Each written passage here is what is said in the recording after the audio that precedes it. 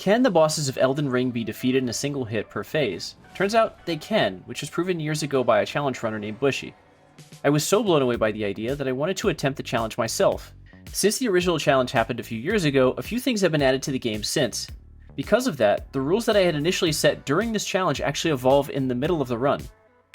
The initial rules of the challenge are thus: I get one hit on a boss per phase. If I hit them more than the number of phases, or if my damage is not enough to clear out their health bar for that phase, I must reset the fight. I can use anything to buff my damage or debuff the enemy so long as it does not deal damage to the boss. If the boss does not have a phase change, then they must be defeated with a single hit or the fight must be reset. I am completing this challenge on a PS5 and I'm not using a save state at any point in the challenge. Initially, I tried to do the challenge but got frustrated and hit Margit a second time. Because I did not want to start the challenge with immediately having to make an exception for certain bosses, I decided to restart and figure out a better way to take care of the bosses. First things first, we need to start selling what we're not using and grab our mount. Next, we can grab Determination as a stand-in until we can get Royal Knight's Resolve. While we're here, we can grab the Gold Pickled Fowlfoot for getting quick levels with the Lazy White Dragon and Caelid. Strength Knot Crystal Tier will buff our damage until we get better tiers and more levels so that we don't require the Strength tier for the big bonk weapons. Then, we farm stones and buffs. A good place to get some early stones are behind Warmaster's Shack and Limgrave. Staying near this grace, we also grab the Golden Vow Ash of War to give us an early aura buff. This aura buff grants us plus 10% damage for 45 seconds. Next we head to Liurnia of the Lakes for stones and souls. After, we grab the Academy Glintstone so we don't need to take the long way around to get to Altus Plateau. Since we're grabbing every damage buff we can find, we also get the Jellyfish Shield while we're here. Once we get the stones, we can now head into Caelid via the teleporter to Garank. From here, we shoot to Fort Faroth and the right half of the Dectus Medallion and Radagon's Sword Seal. These will make getting into Altus Plateau much more fluid and give me extra stats if I need them. Before we leave the southern part of the map, however, we head to Limgrave to grab a few must-have items. The first spot is the Minor Erdtree here to grab the Spiked Crack tier for our Physic. When drunk, it increases our charge attacks by 15% for 3 minutes.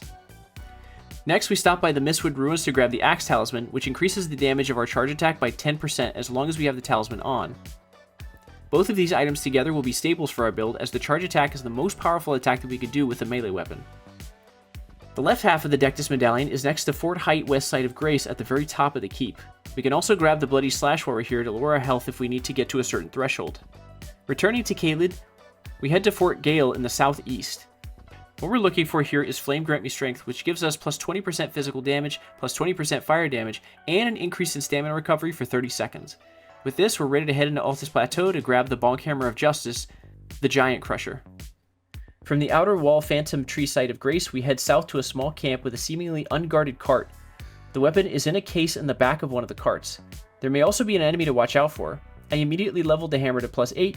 Even after getting the souls from the White Dragon, our level wasn't quite high enough that we could successfully two-hand the Giant Crusher, since it still has a very high strength requirement. Using Radagon's Sword Seal to give us enough stats, we head to Raya Lucaria's Crystal Tunnel to get more Smithing Stone 3s, and then Shaded Castle for a couple 4s. That gets us to plus 10 on our hammer. Still wanting a little more damage, I head to Ruin-Strewn Precipice for a few stone 4s. That gets us to plus 12. We head to Celia Crystal Tunnel to farm a few stone 5s and 6s to get us to plus 15. We run through the Black Knife Assassin to get a Death Root so that we can get the Beast Claw Talisman for Garank for buffing incantations. Alright, busted ass assassin, first target. One shot. Hey, there's the magic. Now we're really close to actually starting the one-shot challenge in earnest by defeating Margit. We just need a few more weapon upgrades. Volcano Manor has the Smithing Stone Styxes that I need to get to a good spot, so we head to Curia Manor so that the Murder Cabinet can teleport us.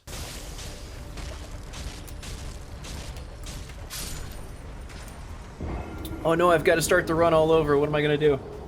I dropped my cookies. Smithing Stone. Smithing Stone 6. That gets me to plus 17. Nice. We then head to the Corpse Stench Shack in Mount Gelmir to grab the Golden Vow spell. While at the shack, we get invaded by Anastasia, Tarnished Eater. She's a really annoying invader that even though we're not here for, we cannot let the insult of her killing us stand. Okay, we get invaded. I don't remember where she comes from when she invades. Oh, here she is.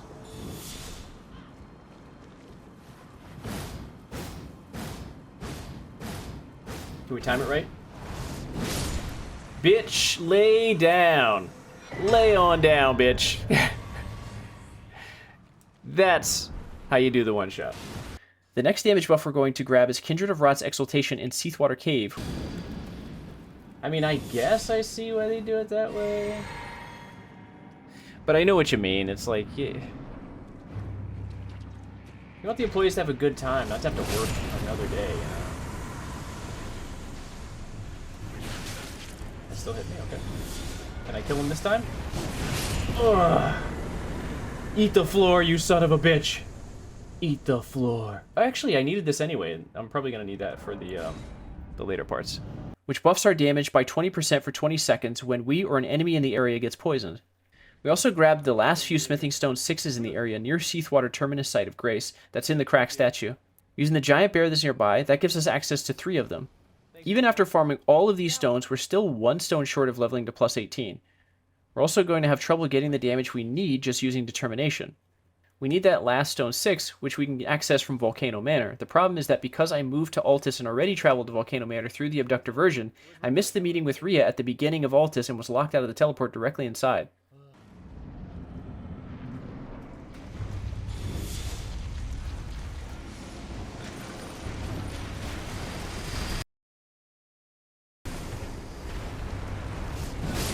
Oh, we got him. That's the one shot. Roll it. Can we hit it? Can we hit it? Yo, let's go. Let's go, baby. We had to get inventive to figure out how to get the stones without actually having access to the buildings. Drink.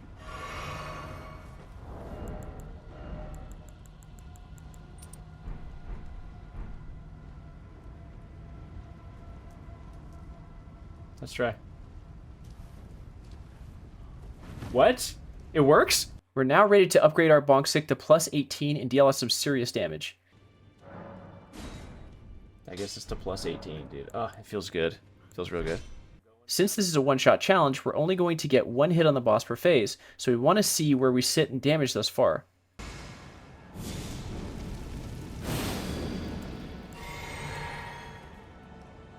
Here we go. We're going in. Do we have it? Do we have the damage?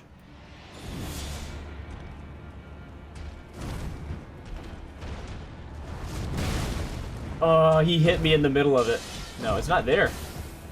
We're still not high enough for damage, so we need to go for Royal Knight's Resolve and get a few more stones to get us to plus 20. We can also grab a few more buffs, so we run to get Howl of Shabriri and Altus Plateau. We have it. We have the Howl of Shabriri.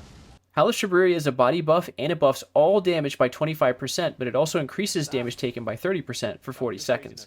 The fact that Howl of Shabriri buffs all damage instead of Flame Grant Me Strength buff for physical and flame damage makes it a better buff. The fact that it lasts longer is a benefit to us as well, since we'll need to stack several buffs to make the damage happen.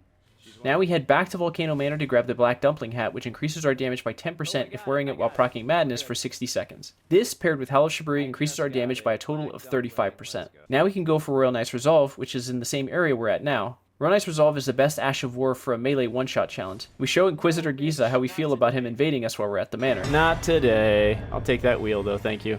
Since we may not have the damage to kill Godskin, we will need to do the skip to get past his boss room. The skip takes some practice, so expect to be here a while. Whee! Granted, she does in second phase at half HP. Now we can do the skip. Even if I just had all the time to set up, there's no way I could do that.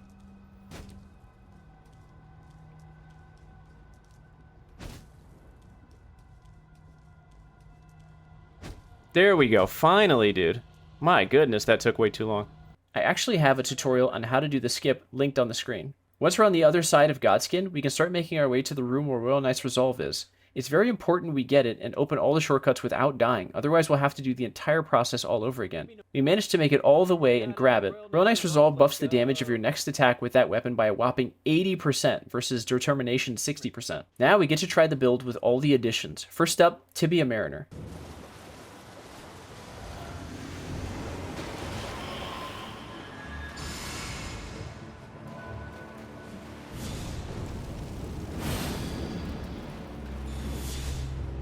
Let's just try with our own heavy attack and see how much damage we do. Oh, god damn, dude. Good night. It didn't matter. It didn't matter, bro. Now we need to grab the Sacred Scorpion Charm to build up our faith damage so we can one-shot a Deathrite bird. To get the charm, we need to head to the Smoldering Church and deal with the repeat invader from before, Anastasia, Tarnished Eater. The Sacred Scorpion Charm increases our holy damage by 12%, but increases our physical damage taken by 10%. We're not too worried about increasing damage taken since we're going to be low health for most fights anyway. Now that we've gathered some holy damage increase, we can now take on Deathrite Bird to get the Red Feathered Branch Sword. The bird proves to be an issue as it moves around a lot after it lands. To counteract all the bird movements, I need to hit the bird in the middle of its landing or immediately after as it gets its targeting. Once I know where the bird's going to land, I finally show it why it should fear the Holy Bonk Hammer.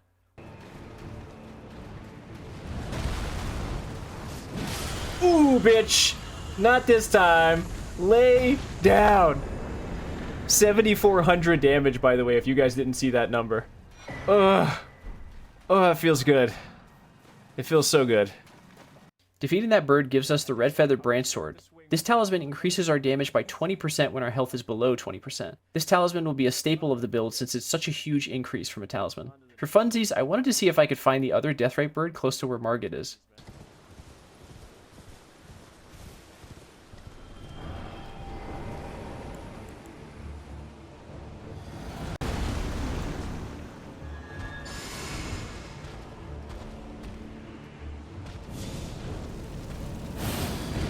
Ow. Don't hit me. Don't hit me, please.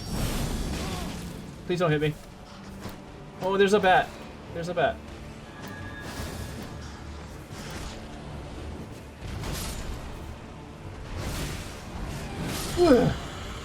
Get it, you bitch.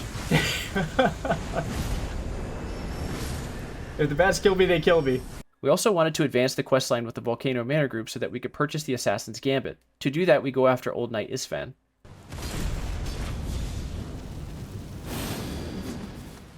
Huh.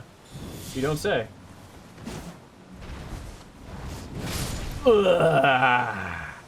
Get smushed. Like the cockroach you are, goddammit. With all the new damage increases that we got, we're finally ready to see if we have enough damage to bonk Margit. Without Hellish Spree to build up our madness, we need to grab Flame of Frenzy. This won't buff our damage by itself, but it will build up our madness. Okay. Here we go.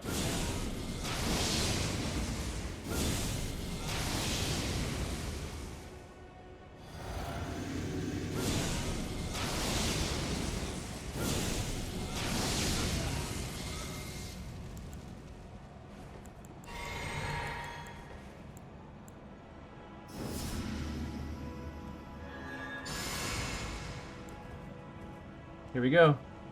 I hope I didn't forget anything.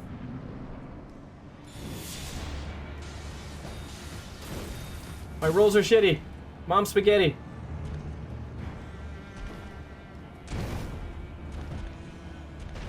Oh fuck, my buff wore off. My buff wore off, damn. My buff wore off. He took too long to do anything, and also I forgot to take off my chest piece. The first attempt was a little flimsy, but the second one... We'll do one more. Hopefully this won't kill us.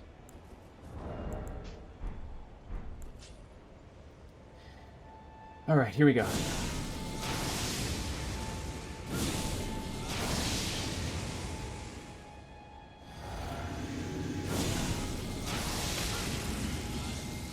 Health is super low. Drink.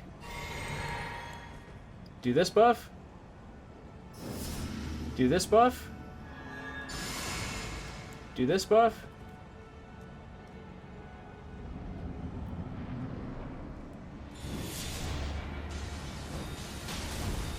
Now my rolls are right. Oh, yes! Oh, yes, baby. There's the magic.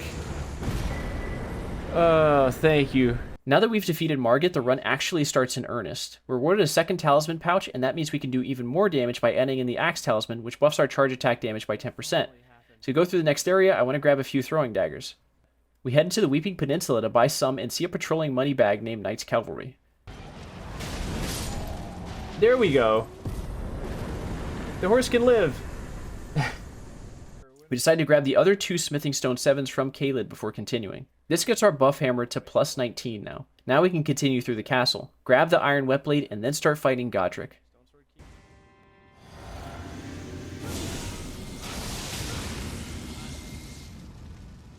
Drink.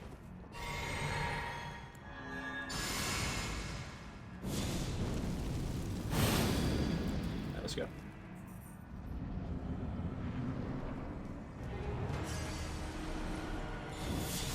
Let's try again.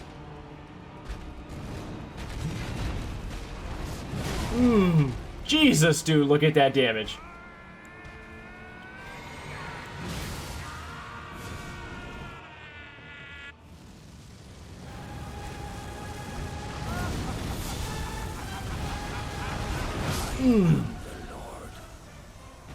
That damage was crazy, dude.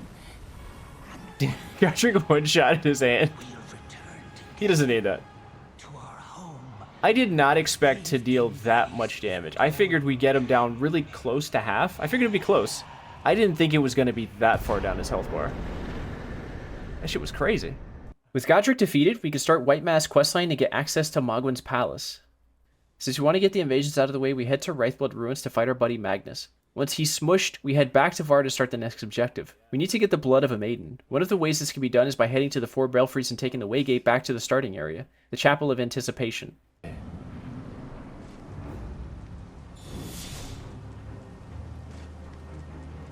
What are you gonna do? Do something!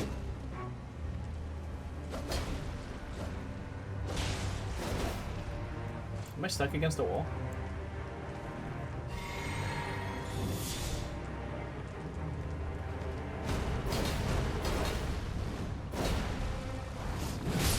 There we are. Goodbye. Once we turn in the rags, we've done everything we need to head into Mogwin's palace. Since we know we're going to need sleep pots, we head back to the Church of Marika to grab the Fervor's cookbook for crafting them. We're also wanting to grab White Mask from the Invader here.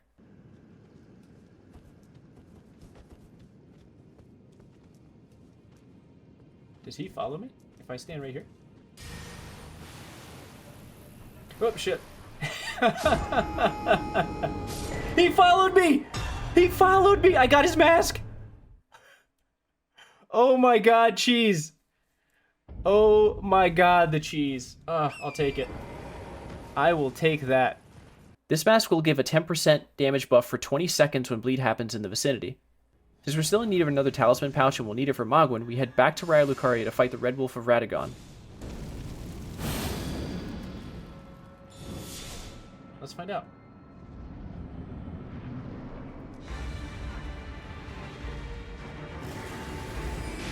Hang on, I gotta trick this first.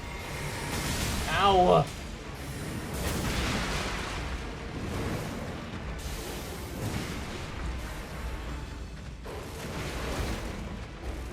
I fucked up. Oh, good. Good night, dude. Smashy, smashy. We have to find out how to deal with Moongroom, the Carrion Knight who is guarding the run-up to Renala. He turns out to be more shinobi than knight. We also decided to venture to one of the Erd trees in Altus Plateau to grab some cracked tears. Let's do this. Do we have enough to buff the hammer? I think we do. Can we sneak attack him? Guys, can we sneak attack him? Let's try it. Let's try it. Bog City! GG's, baby! There we go. That was 4751, I believe. Defeating this Erdtree avatar gets us Magic, Lightning, and Holy Shrouded Crack Tears. Any of these will buff their respective damage by 20% for 3 minutes when used in the Wondrous Physic. Now, we're ready for Renala.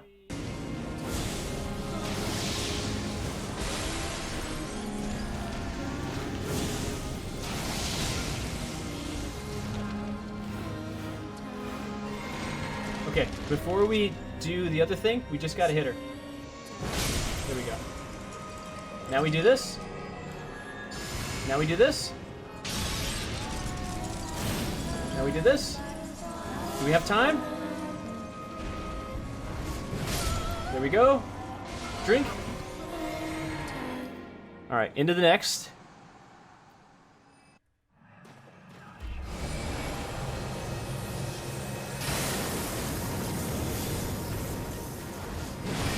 No! It wasn't enough! Damn it! It was not enough. Damn it! After getting super close to killing Renala, we realized that I never switched the weapon's affinity since leveling it. After we change the affinity, the fight goes very differently. Drink.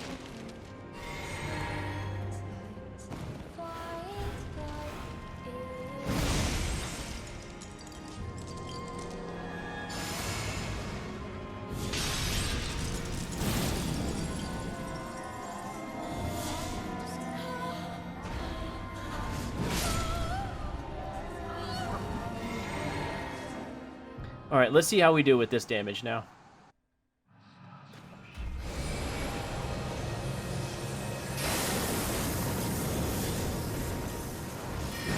Ugh.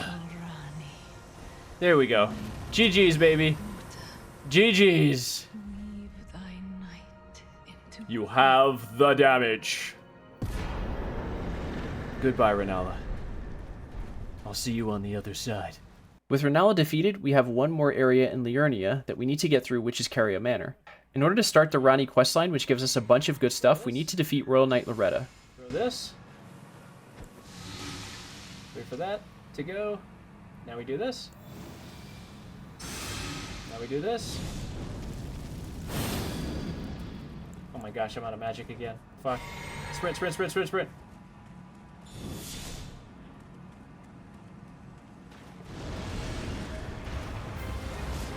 Ugh. 3988. Shit. Wasn't enough. We're a bit short on stats to have the damage we need. Dang. Instead of leveling a ton, we had to grab the Great Rune that we didn't get from Godric's Tower before. Alright. We have the rune. We also decided to grab the Grafted Greatsword from Leonine Misbegotten at Castle Morn.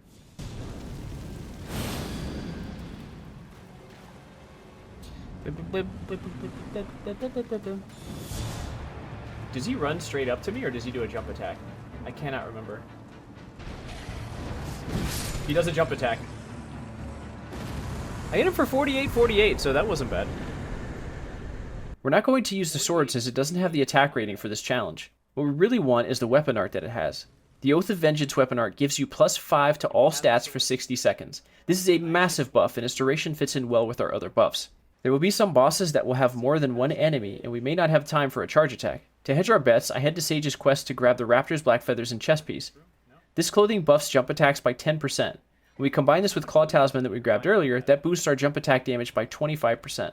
We're also going to want a Pierce weapon for enemies that have high resistances to strike damage, which is what our Bonk Hammer does. So we head back to Weeping Peninsula to grab the Rusted Anchor. Alright, now we're ready. Finally we're ready. My goodness. My goodness. I probably should have actually seen what was past the door first before I started all those buffs. But it's too late. There's no going back. For real? 5387. No big deal. Rusted Anchor, let's go! We got it. Now we're ready to face the next boss in the lineup, Star Scourge Radahn. Go, we have to get to him. We have to get to him. There he goes. He's coming. Let's do it now. Do it now. Come on, come on, come on. This is our time. Come on, buddy. Big bonk. 48, not terrible. He's jumping. Is he? Is he gonna jump? No? Okay, it wasn't enough to get him to second phase, but 48 is pretty close. It's pretty close. We are able to get Radahn about halfway, but we want just a little more damage to make sure we phase transition him with the first hit. To do this, we're going to add the Poison Talisman, but we need the recipe book for the neutralizing boluses that we get from the Nomadic Merchant in the first area. After several different combinations of setups, I realize that I have to get a full buff routine after phase transition, be far enough away that I don't get hit by his comet, and put something between Radahn and myself that'll actually eat his homing orbs. Hit it. Drink. Drink. I'll use it now.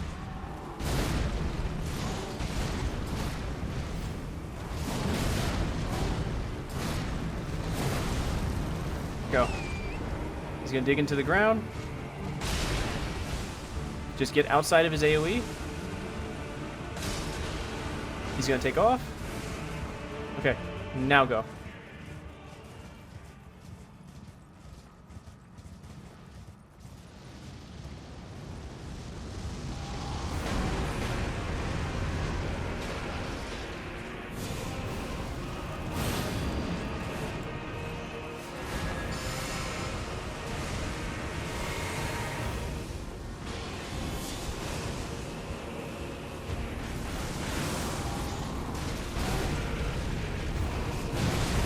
Oh my god, look at his health bar!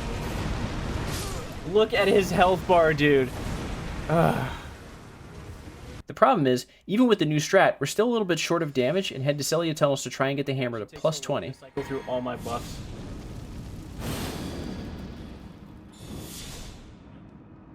Let's see how short we are on damage. Can we hit him in the head before he gets up?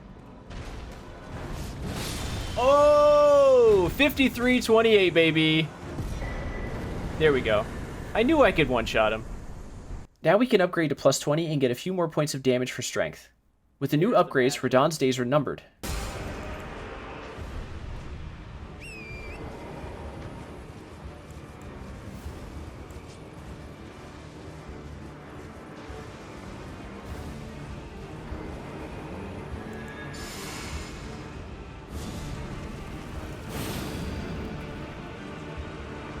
I fucking ran out of juice.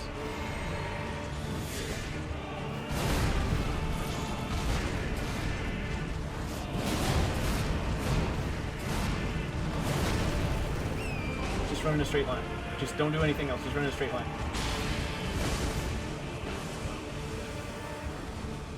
This is kind of not where I want to be when he's going to start his descent, but whatever. I don't really have a choice now.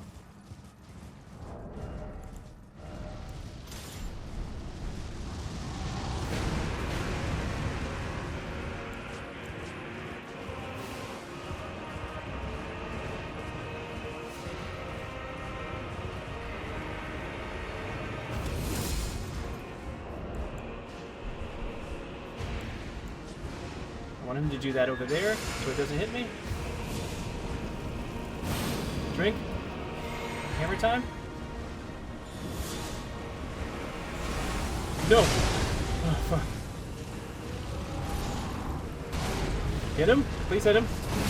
There we go. Thanks, sweet Jesus. Oh, he's dead. He's dead.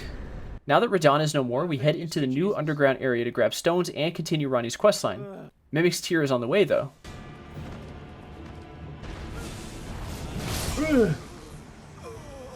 Oh, I would say that's not really 19k HP. Once we're through Mimic's Tear, we make our way through this area and smush Red Fox. Our goal is to kill the Regal Ancestor Beast here, so we need to light all the torches and head into their realm. So this way. 1, 2, roll. Big hit. I missed! You motherfucker! 57-14. That's what we got. After a few attempts, the damage is not quite there, so we need to change our setup. Since the beast is weak to fire, we need to get the red hot wet blade from Castle Redmane. Since we're still short on damage and we know that fire is a big part of its weakness, we need to head to Kayla to grab the flame shrouded crack tier for the putrid avatar here. Alright, let's try that again. Sorry, buddy. I don't know what happened. Let's try just rolling.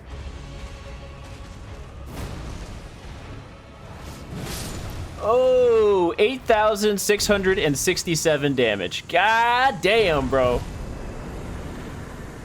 Woo! The Flame Shrouded Crack tier buffs our fire damage by plus 20% for 3 minutes when mixed in the physic. This actually stacks with our other fire buffing talismans and body buffs. With all these fire buffs, we see if the Regal Ancestor can survive the bonk.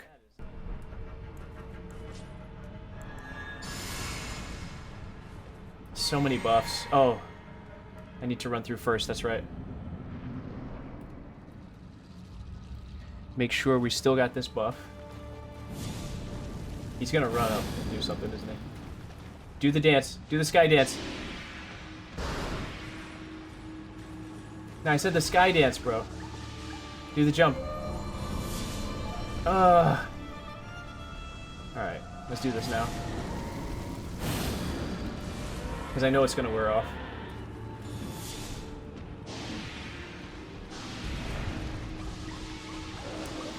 He stops. Hit him. Oh my god. There we go, baby. There we go. Whew. I knew he was going to stop after that move. I thought he was going to pull his head away just in time, but he didn't. He ate the hammer. Using the Regal Ancestors' Remembrance, we now get the Winged Greathorn. Just like the Grafted Greatsword, we don't particularly care about the weapon itself. The real treasure is the Ash of War it has. Soul Stifler acts as a debuff for the boss. Casting leaves a cloud for 10 seconds that, if entered by an enemy, applies a debuff that makes that enemy take 15% more damage from attacks and lasts for 60 seconds. This will be an amazing tool against beefy bosses. I will take you. Now that our hammer is stronger and we've thrown on a new affinity, we head back to Royal Knight Loretta to see where our damage is. I think it takes her a second to start moving. No, it doesn't. She's already moving.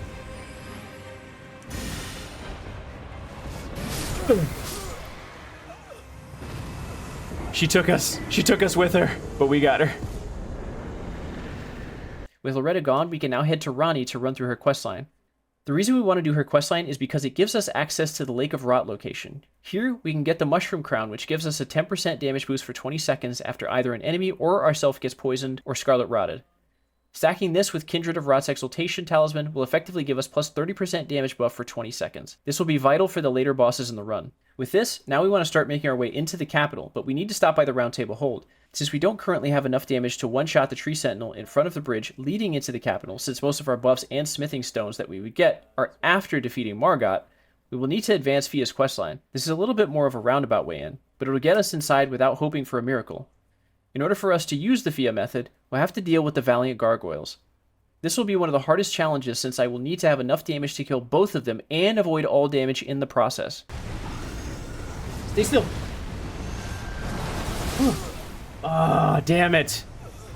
He backed away just in time, dude. The boss room is a nice jog from the closest site of Grace and after a bunch of enemies.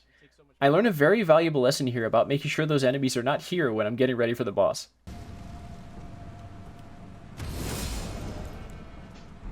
The buff cycle takes so long. Jesus Christ, where?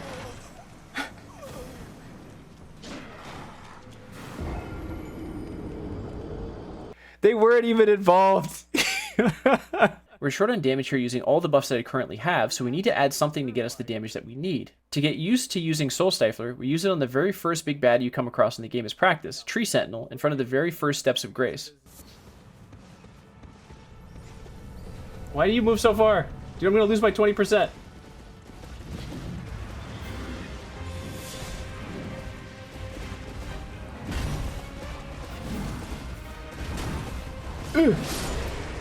Goodbye. 6,100 damage is what I just did to that man. 6,100 damage. Once we successfully add Stifler, we start to make magic happen. We're going through. Body buff. Okay. Do the wave. Do the wave. Please don't do your crazy combo attack this time. Please.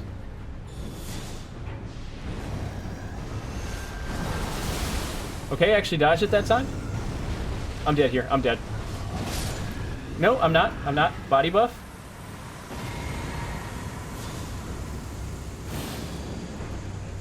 Do this. The Stifler. Do this. I'm just gonna use it. Yo, let's go! Let's go, baby! I didn't even waste time. I was like, I'm doing it. I'm going all in. I'm going all in. Their defeat means we get access to Deeproot Depths. We can also get a few Smithing Stone 7s while we're here. Bonk. 7, 9, 52. That gets us to plus 21, and then because we have a couple Stone 8s as well, that gets us to plus 22.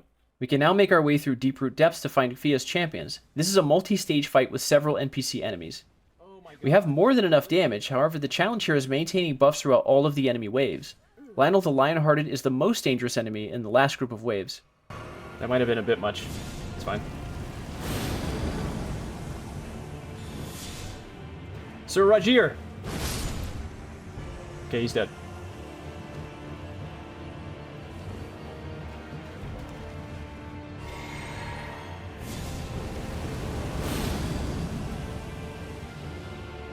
Oh, they've got big swords. They've got big swords.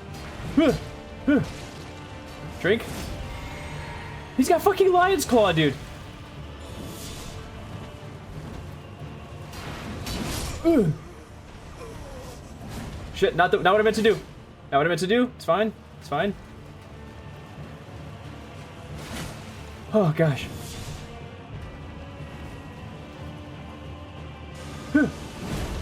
Oh, you rolled it! You fucking rolled it, dude! What?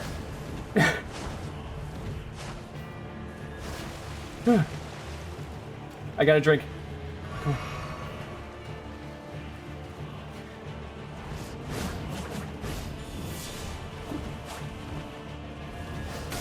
Ah, you motherfucker. The fact that he can shoot a beam makes him dangerous. I gotta deal with him first. Got him. Alright, I got a buff. Dude, how many of these things can you send out? This is ridiculous. Jesus Christ, dude, there's so many! They never stop coming after you. I know what I need to do now. Lionel actually has the highest health bar of all the enemies, so we have to alter our strat just a little bit. There we go.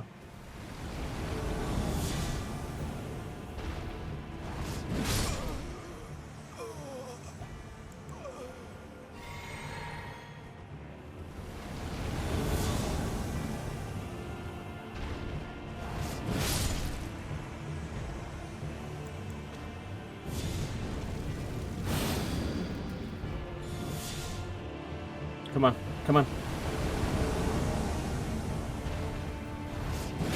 There we go. Go. Mission accomplished.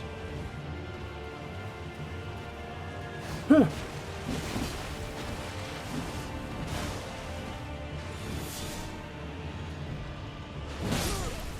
him.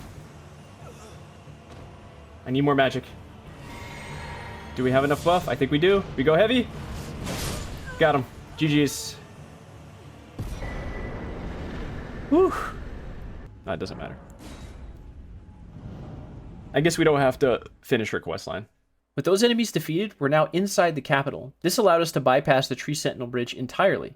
As we're traveling through the capital, we get an Erd Tree avatar in the middle of the street.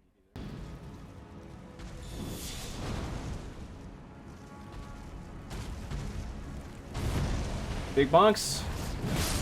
Yahtzee! Finally, he's dead. Once he's defeated, we could freely travel through this area. One of the first things we want to grab is Lord of Blood's Exaltation, which means we need to go into the sewers and make our way to Lanedale Catacombs.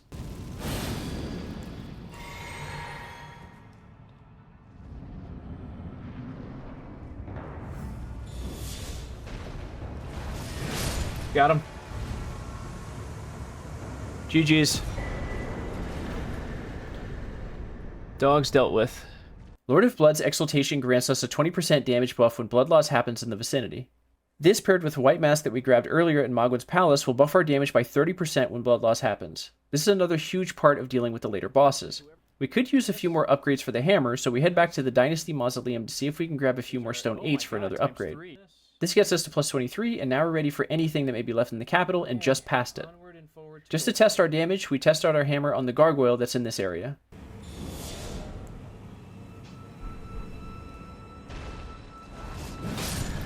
Ugh. 8,000 damage, by the way. Since he was crushed pretty easily, we head to the gold free fight. Drink. Do this. Do this. And then we're going to do this because we won't have time to do anything else. Soul Stifler. Hopefully he comes after us.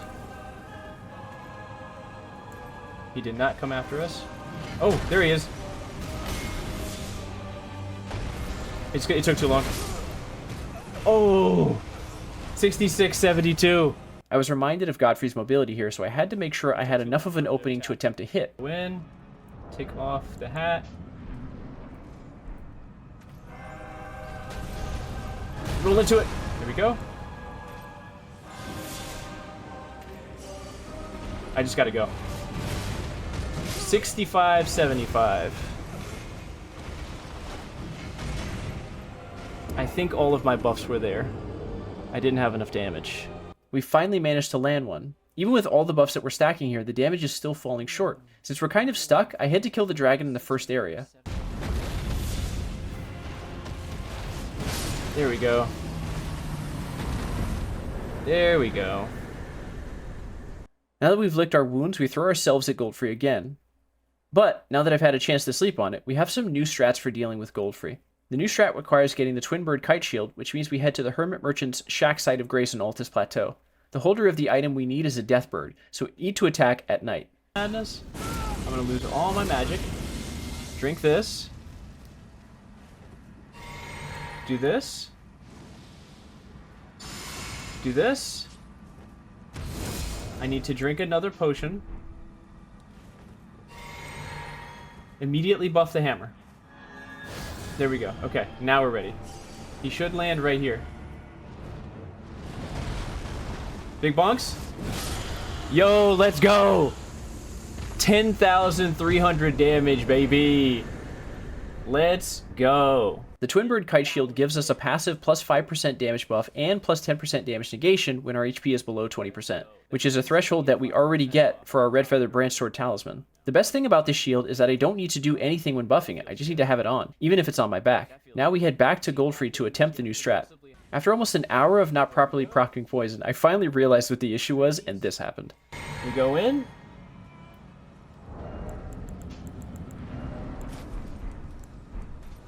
Switch, please, for the love of Jesus. Roll. Roll. Okay. We need to throw this. Throw this. Heal. Okay, we're ready. Buff the hammer. Take this shit off.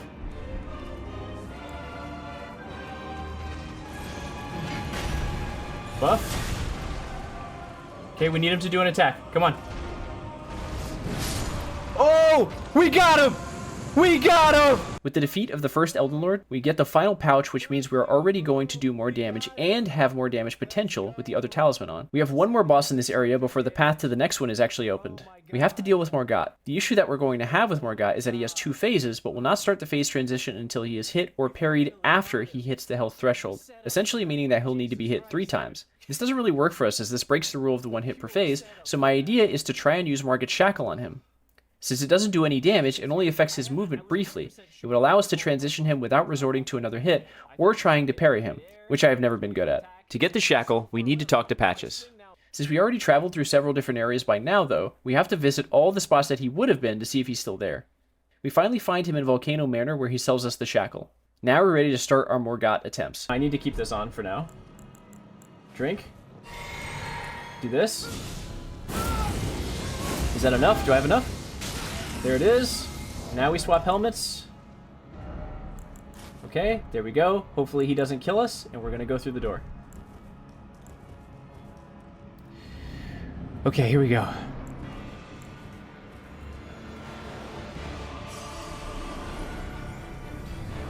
He's gonna come running. Drink.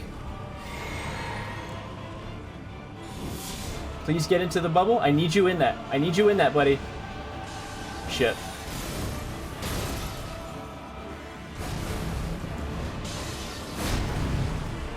Use it. Please hurry up. Please hurry up. Please hurry up. Switch. Yes. This is it. Hit him. Oh, dude, that's it. We did it. That's all we needed to do. If we survived that hit, we would have killed him. That would have been over. Finally, after working and reworking strategy, we have the setup we need. Just shy, really? Okay, just get there. Well, that's gonna waste a few seconds. Come on, drink. Go through, go through, go through, go through, go through.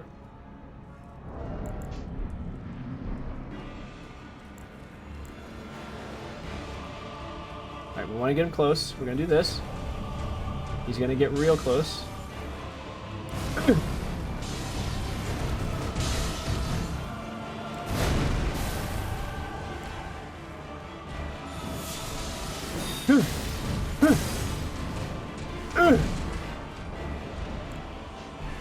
Okay, cool. We might have faster rolls now. Let's go.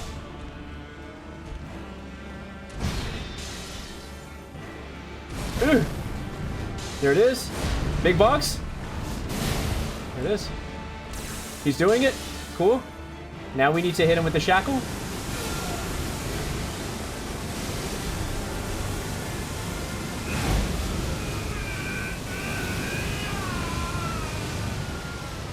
Hit him. Oh my god, he did I get him? We got him! We got him! He tried to get behind me, but it didn't work. Oh my goodness. Now that the door is open, we can head to the next elevator to make our way to the mountaintops of the Giants. Now that we have access to the lift, we can grab both halves of the hidden medallion to open access to the consecrated snowfields and by extension, the Halig tree. The first spot we need to go is the village in the Albinarics in Liurnia. While we're here, we can progress Nefeli's questline to eventually get her ancient dragon smithing stone and kill off Omen Killer. Now we head back to Roundtable Hold to talk to her and Gideon. Only, Gideon sends his edgelord after us, and we have to show Ensha how we feel about that. Get wrecked, baby! Now we can finish Nefeli's questline to get the ancient dragon smithing stone. Give me something good. Hey, we got it! We got it! With that quest done, we can continue through the mountaintops to grab Seppuku. This Ash of War is important as it's an instant bleed proc that does not require enemies and will activate both Lords of Blood's Exaltation and White Mask. Once we head past this area and cross the chain, we are now at Giant's Grave Post, Site of Grace, and now nearly to Fire Giant. Bloodyfinger Okina thinks he'll stop our progress along the way. Now it's time for Fire Giant, holder of one of the biggest health bars in base game with 42,363 health. A silver lining here is that Fire Giant has very distinct phases, which numbers in 3. The first phase is when he has a shield and only does physical attacks. Second phase happens when his ankle brace breaks and he starts to use his fire attacks. The third and final phase is when his old basketball wound gets the better of him and he sacrifices his foot to Odin to awaken the Cyclops chess monster. Elden Ring logic, who knows. Anyway, that gives us 3 hits to clear out his health bar.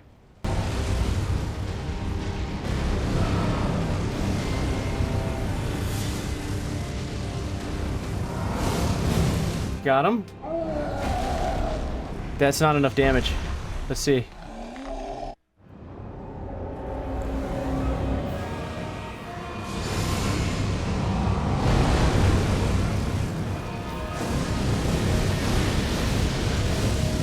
It's not going to be enough damage to finish it.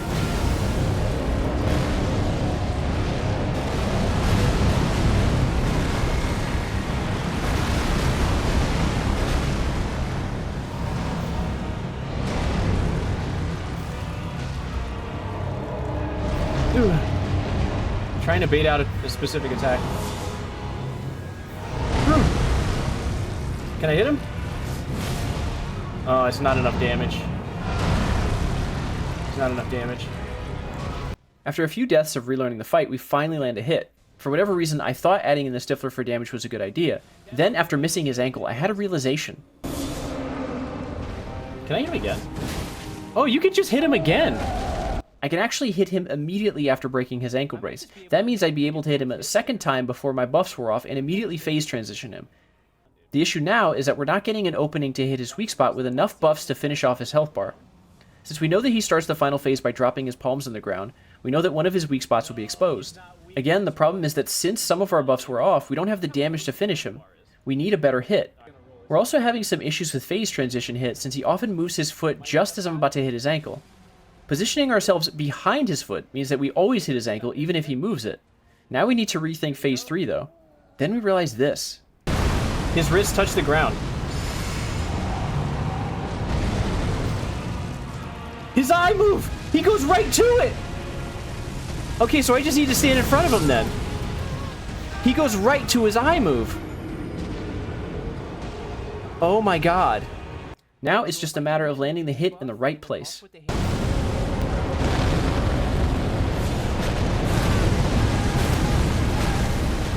We gotta run back in front of him. Come on, come on.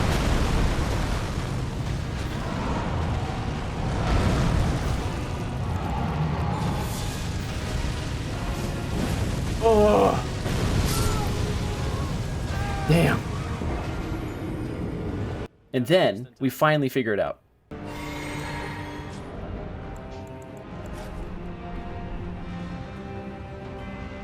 I'm fighting the biggest guy on the planet right now. On the planet right now. Are you about to start fucking dancing again with your crazy ankles?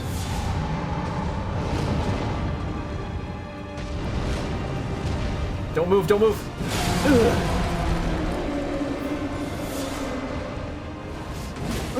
There's the 18K.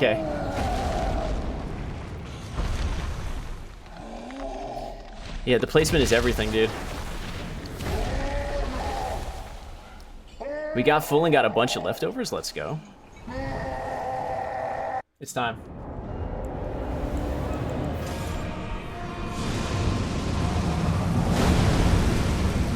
Oh, I might be in too deep.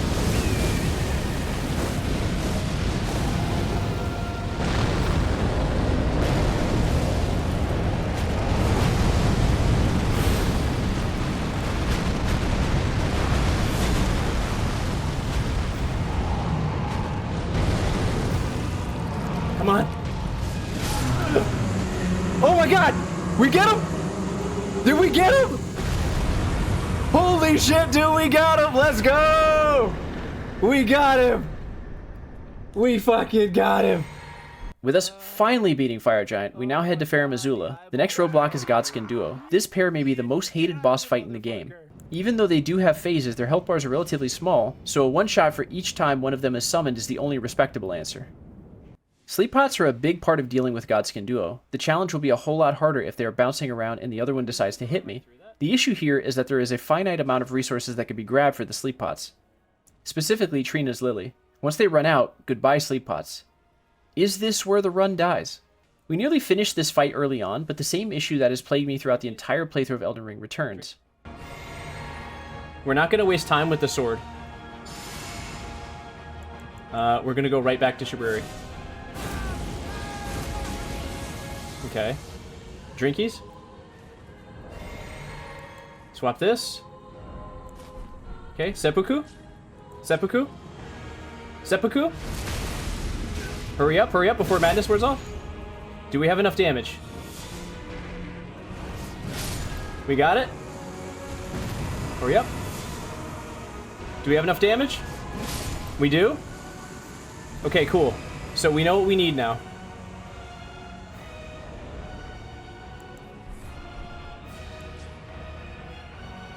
We know we need this.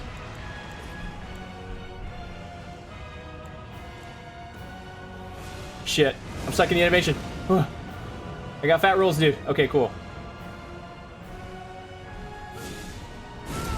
Okay, that's all I need. I'm not going to do the full buff.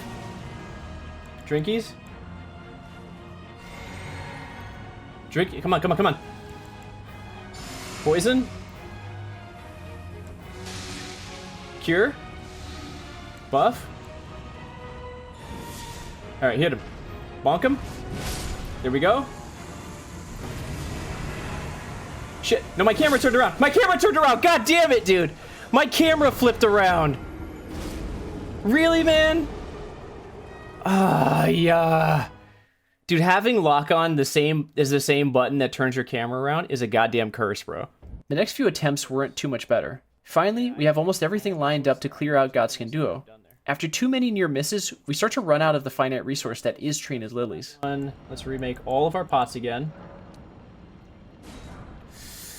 Not too much left now, y'all. I only have 5 left. We divert a bit to find the flowers we can around the map and grab a few things. While we're at it, I decide to get Commander Standard from Commander O'Neill. Okay, let's go. Dagger?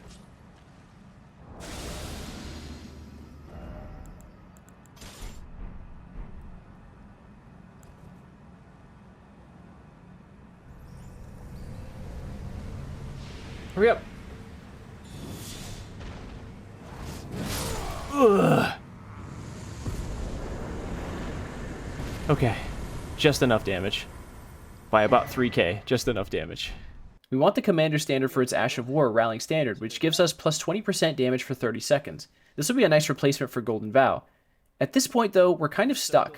If we run out of sleep pots, we'll not have time to apply all the buffs to make the one-shots happen. The ingredients are finite for sleep pots. However, the DLC has a sleep pot variant that can be farmed. If we manage to get it, then we can keep the run alive. If we're really going to do the DLC, however, we need to do a few things first. Entering the DLC requires defeating Starscourge Radahn, which we've already done, and defeating Mohg, Lord of Blood. Mohg has a high health bar and hits pretty hard.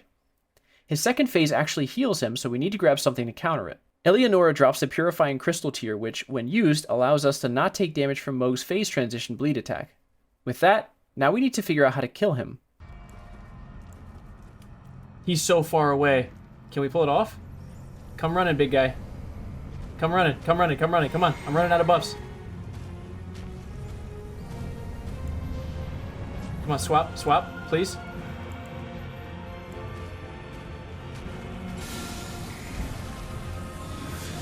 Big hit. All my buffs just wore off, dude. Oh no! I literally got him low enough! Did you see that? Thinking about how we're going to do the damage, I suddenly had a thought about our chaining strat. So here's what we have to remember. We have to remember that we have to Mohg shackle him. My question though is, I wonder if I could do all of my buffs, do seppuku when I walk in, then Mohg shackle him into the... Well, am I overloaded with this? No. Mohg shackle him into this thing, use the Stifler on him, and then Mohg shackle him again, swap to my hammer, put my shield on, buff the hammer, then do my flippies, and then hit him. And maintain all of my buffs while I do that. If I could do that, I think I kill him.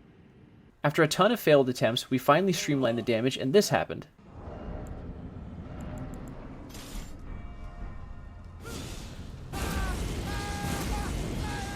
There it is. Drink. Hurry up. Swap helmets. Seppuku.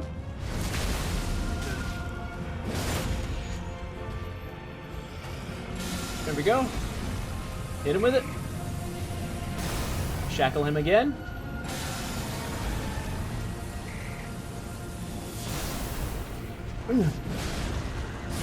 There he goes. Hit him again. Hit him again. Oh my god! We got him! Yo, we got him! Let's go! Let's go, baby! With Mohg and Radahn defeated, we can now enter the DLC. This gives us access not only to newer sleep pots, but also more damage buffs and more stones for all levels for upgrading weapons. You gotcha. You got it, you son of a bitch. Guys, we go from plus 23 to plus 24. We go from plus 24 to max rank. That's right. We have max bonkage. It feels good. Now we can grab the cookbook for the new sleep pots. Now that we have the cookbook, we need to find some more pots.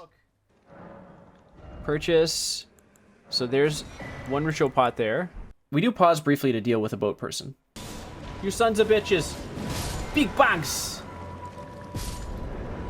Hey. You wreck it.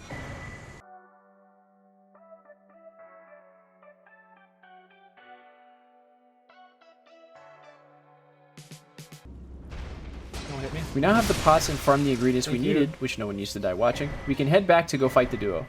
Without the concern over whether we'll have enough resources or not, this was the result. Swap to the other one. Sword. Helmet. Seppuku. Drink, hurry up.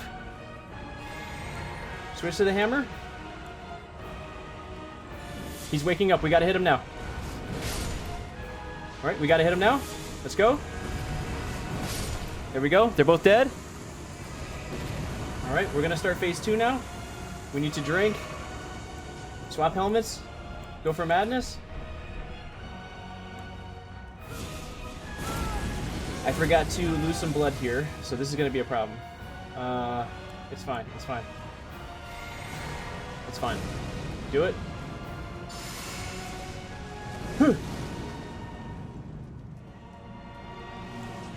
I forgot to lose some blood, so we're gonna do it now. Not the end of the world. He's gonna summon his friend. That's fine. We want him to show up. We want him to show up. Let's get closer.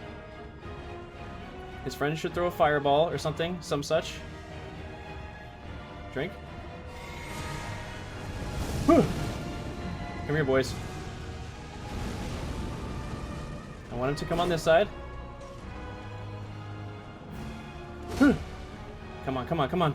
I need this fight to hurry up. I'm gonna lose my charge damage if it takes too long. Alright, we're throwing it now. Shit.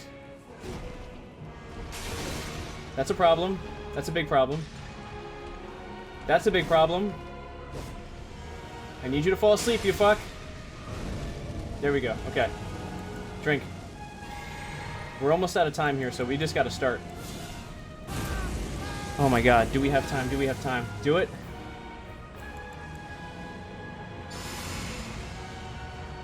Fuck. Drink, drink, drink, drink, drink, drink, drink. I need to get madness now. And then immediately go into seppuku.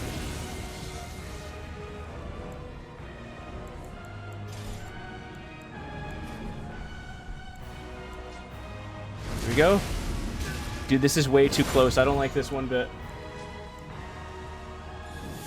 Do we have it? There we go. Yahtzee, bro. Yahtzee! It's all done. Goodbye, Godskin Duo. Now that we're past them, we have our bell bearing, which allows us to buy the highest level stones for any of the other weapons we might use. And we also get to pay a visit to our friend Alexander.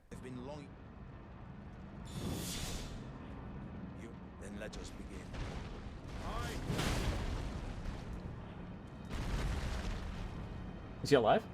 Malekith is the last boss of this area and is a bit tricky because of his agile movement in his second phase. The next few attempts are where I try to find the opening. Now that I know I have to be aggressive in first phase, I start consistently getting him to second phase. Can I hit him here? I can. Oh my god, look how much damage I did. Okay, let's see how close we get him. Okay, let's run back. We're gonna buff here. And then he's gonna do his dive. Roll it. Roll it again. I think he lands here. I missed. He lands there. He landed there. Eventually, once we get his positioning down, we drop the hammer exactly where it needs to be.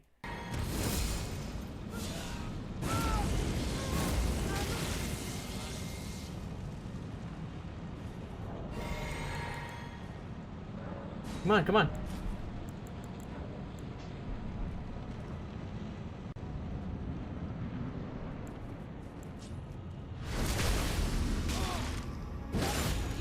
And now he rushes. It's so inconsistent, dude.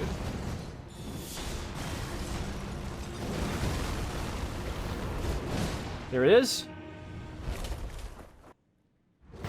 This is good, because it gives me enough time to buff.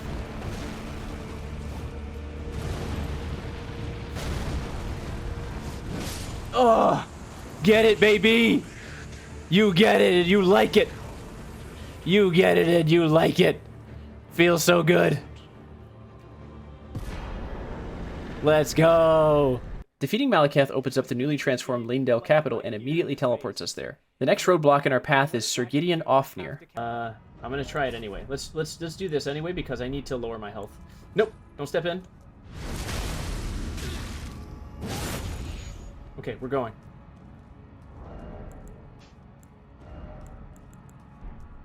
Hurry up, Stifler. To stand before the Elden Ring, to become Elden Lord. What a sad state of affairs. I commend your spirit, but alas, none shall take the throne. I commend your spirit to the floor. How about that, Ofnir? Become a lord. How about that? Not even you. A man. I commend you, pancake to the floor. Kill. Let's go! Ofnir's defeat means we're 2.5 bosses away from finishing the base game. Godfrey is next up. And even though Godfrey has a lot of tells for his attacks, his AoE and dangerous grabs make him a nightmare for landing both hits. He's nice and far away. Does he try and close the gap? No, he doesn't. Try it again. There we go. Drinkies. Hurry up, hurry up. We'll run out of time here. Swap to seppuku. I'm gonna die here because he's about to attack me.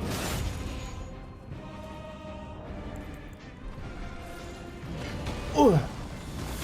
Can we hit him? How much damage do we do? Only 8k? So that's not terrible. I think I may end up having to... try poison to see if I could do poison and bleed and see how much damage that does. With the later bosses, we need to be getting more damage, so I decide to combine the bleed and poison talismans. The two of them with their matching headpieces gives us plus 60% damage for 20 seconds. The biggest issue that I keep having is that even when you're facing Godfrey's back, he will jump into the air, back away from you, and move sideways all at the same time. It is one of the cheapest dodge moves in the game and causes me to miss countless times. The other issue we have is that because of bleed and poison are such short buffs, I would essentially need to be right next to him to pull off a hit before the buffs start dropping off. To counter this, I have to start buffing after I'm already in the room with him. That way we eliminate the door animation entirely. Poo-poo pot, hurry up! Come on, clear it. Shot this.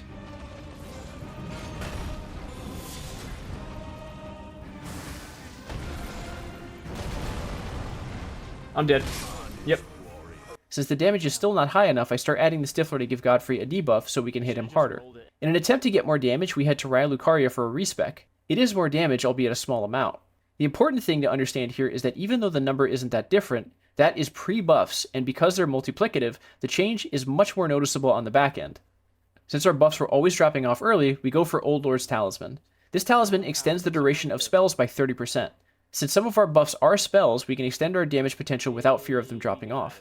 Even though we're hitting good numbers on Godfrey, we're still not hitting him hard enough to phase transition him, which would give us the openings for the next hit.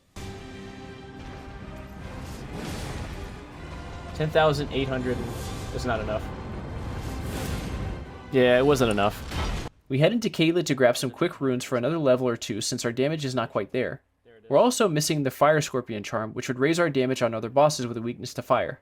We head to Mount Gelmir to grab it. The Fire Scorpion charm is a bit of a double-edged sword as it increases the fire damage by 12%, but increases physical damage taken by 10%. This works just fine for us since we're solely focused on damage and we have no points in the health, so everything is going to one-shot us regardless. Now we get to put our fire damage to the test with the Putrid Avatar in Caelid.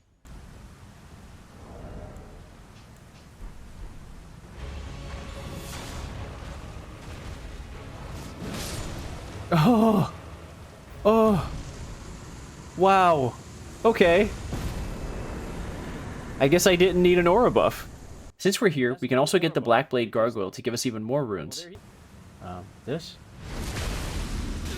Hopefully I didn't do that too early.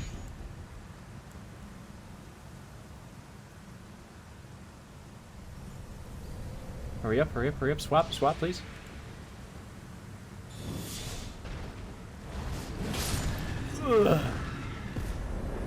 Yeah. I didn't even see how much that hit for. Golden Scarab will help us with rune acquisition, so we head into the cave in Caelid to grab it. Bro, stop all the cap, bro. Bro, stop the cap. Bro, the fucking cap.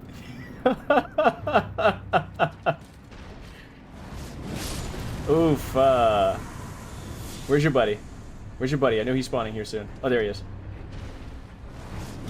I missed? Fail. Fail. Oh, it still worked. Fuck you.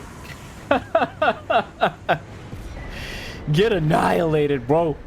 The Golden Scarab Talisman increases rune acquisition by 20%. This is a huge boost for farming runes when necessary. Even with all the buffs and respecking, we're still hitting a wall with our damage. We need to add something to possibly survive one of his attacks, so I head south into the Weeping Peninsula to grab the bubble tier. Drink. Do this.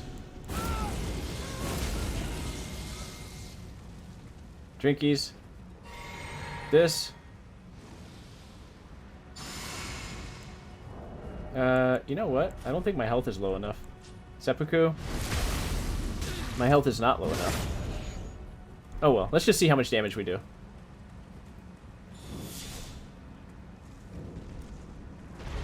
I'm too far away. Let's try it again. There we go. He's dead. Do we have... Did he drop it? Oh, there it is, there it is. There's the bubble tier. I don't know if that's going to give us enough damage negation against, Godfrey, but we're going to try it. Deciding we could use some more consistent damage, I head back into the DLC to grab the two-handed talisman. On the way, I grab some Scadu nuts. Grab. We got it. We have the two-handed talisman. Thank goodness. Okay. The two-handed talisman buffs damage of a weapon that is being two-handed by 15%. Since we're always trying to get more damage out of a single hit, this is something that we're already doing. Having a steady extra 15% would help us get enough damage to send Godfrey into phase 2. Something to note about this talisman is that you do not see the damage difference in the stats page. Since we have the damage, but I'm actually terrible at hitting things, I decided to head back into the DLC and grab the blood-sucking crack tier. Is he dead? Die, you bastard. Okay, there we go. We got it. The blood-sucking crack tier is a bit of a gambit as it increases damage by a huge 20% for 3 minutes, but also drains your health based on how much HP you have, plus an additional drain of 20 HP per second. With the new damage modifiers, we attempt Godfrey again.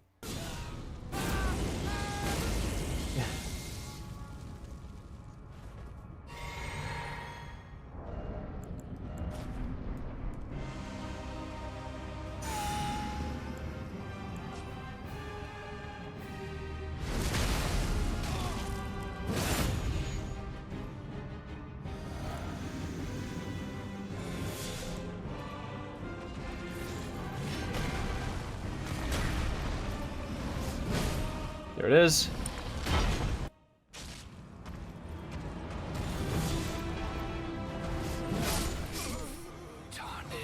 He just takes too long to get through his lines.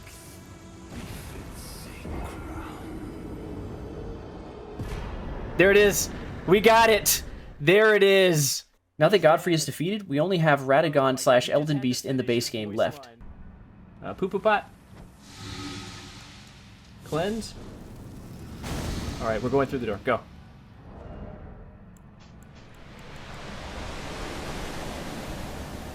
I don't know if our damage is going to maintain through this.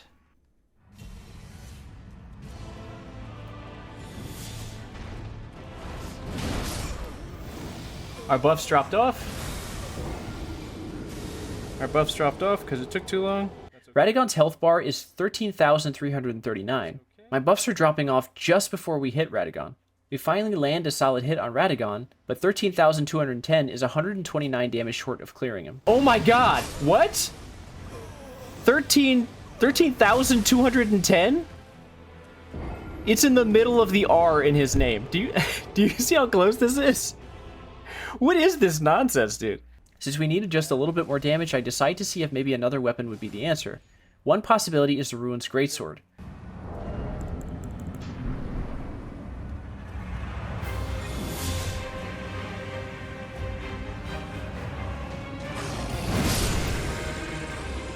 So we know it has to be a heavy attack for this guy. There we go. We got him.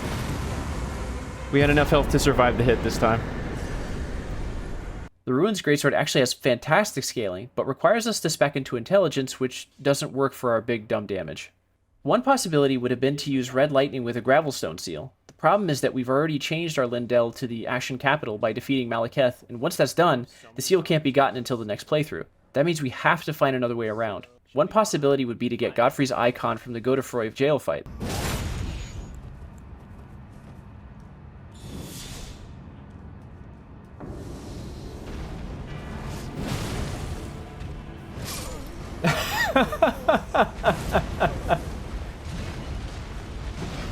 I did all of that damage except for that little bit. That little bit right there. Let's try that one more time. Alright, Joe DiMaggio. There we go. 13.3. He's dead. GG's. We have the icon. One possibility could be doing Millicent's questline to build up damage on Radagon so that it carries over to Elden Beast's fight. To get there, that would require going through what is essentially a 3v1 fight. We need to grab the Lightning Scorpion charm in the Windham Catacombs. While we're looking for it, another Tibia Mariner decides they want the bonk. Bonk him! Yeah, teleport now, you bitch! Teleport now! The Lightning Scorpion charm buffs lightning damage by 12%, but also increases damage taken by 10%. While we're here, I decided to bonk the boss and learn some new things about these types of enemies. Really? This thing isn't weak to fire?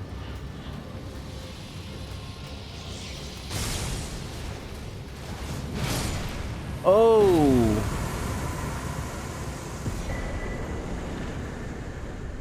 Oh, okay. Maybe it's not great against fire. Since we're throwing the kitchen sink at Radagon Elden Beast combo, we head back into Liurnia to get the Terra Magica. They've only got 5k health? No shit, dude.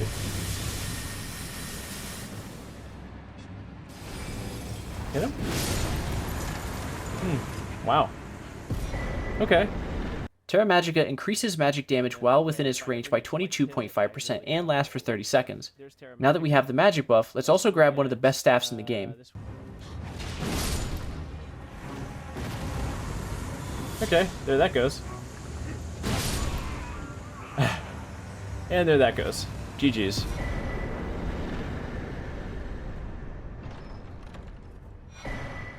Lusats. After a quick respec, we attempt Radagon again.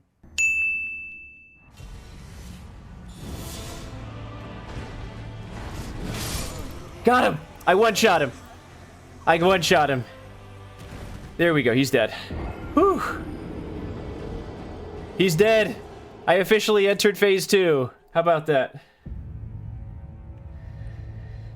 Whew. Okay, well, I basically beat the game. Now we just need enough damage to kill the monster behind him and not, you know, die.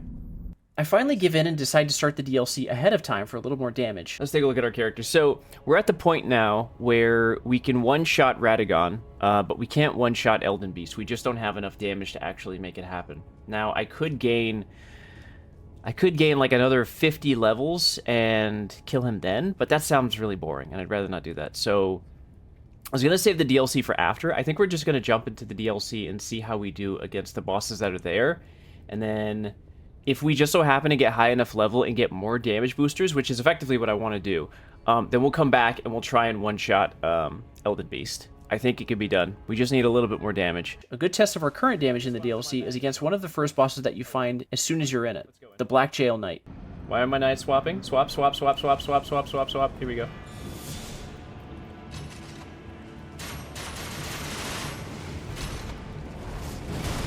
Okay, so that only does 7k. Not a lot of damage. Now that we know how little damage we're doing, we know we need to get more Skadu fragments. Let's sprint this. Let's grab this. Did I grab it? At this point, we're pretty close to Belarus, and some Skadus are here, so it's time to move through it. First bozo we encounter here is the Fire Knight Quilleen for the Crusade Insignia.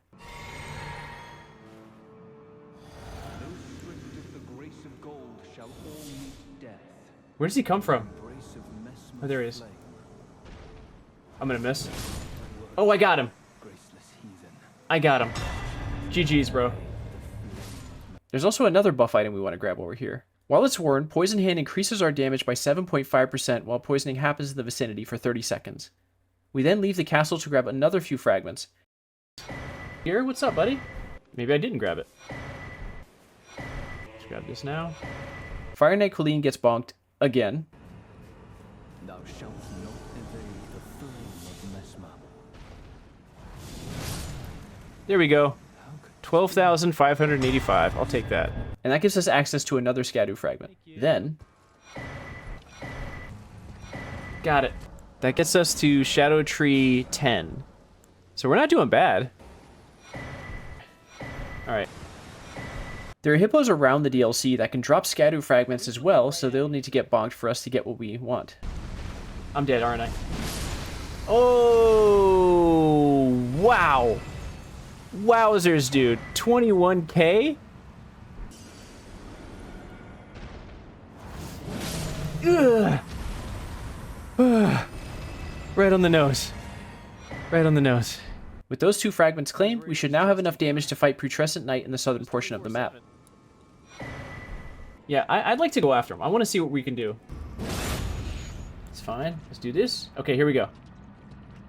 We should have enough time. YOLO! I missed! I missed! He jumps up first, damn. I thought I was gonna land before he jumped. Yeah, that's what I'm trying to do. I'm trying to catch him before his first attack, because since he didn't do the jump that time, if he would have done that, like, side attack the first time, I would have killed him. See? That move right there, just because he does it that way? Ugh! Just because he does it that way, it's tricky, you know?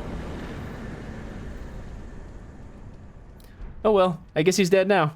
With Putrescent Knight out of the way, that actually gives us access to the rest of Theoldier's quest, and eventually St. Trina's Smile. St. Trina's Smile is a talisman that increases our damage by 20% for 30 seconds after sleep occurs in the vicinity. I still want to get a good strat for dealing with Radagon and Elden Beast. There is one that requires the Godslayer's Greatsword, so we'll need to deal with the Godskin Apostle at the bottom of the Caelid Towers. The next part of it requires getting the Marias Executioner's Sword in the Shaded Castle. Hopefully he doesn't turn around, because if I remember correctly... Oh shit, I'm dead. Ugh. No, we got him. We got him. We survived the first hit thanks to our bubble tier. With both weapons on hand, we could try the weapon swap exploit to have the damage we need to clear Elden Beast after one-shotting Radagon. The problem is that the exploit was already patched, and we need to figure out another way to get that damage. We head back to Shadowkeep to try and get the Fire Knight's Greatsword to have a high damage pierce weapon. The gank fight with Lita will be coming up later, so we want to make sure Hornsent isn't a part of that fight. Here we go. The damage is definitely enough now. It fucking better be, at least. Ugh! 20,000 damage I hit him for. Holy cow. Now that we have the Greatsword and have fully leveled it, we're ready to deal with more bosses. Next up is a damage check against none other than the Divine Beast Dancing Lion.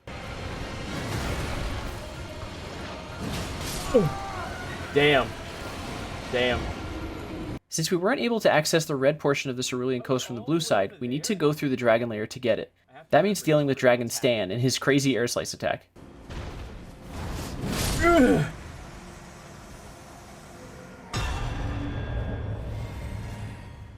I think I got him. Now we have to do the same thing for the real deal. Twin hand, go.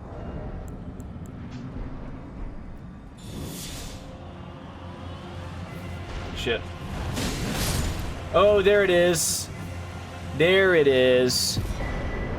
Taste my sweet, sweet vengeance.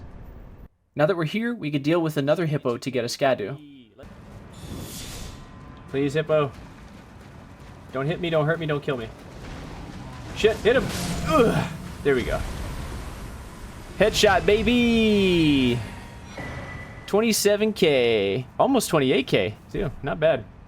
I want to deal with the Deathrite bird in this area, just cuz.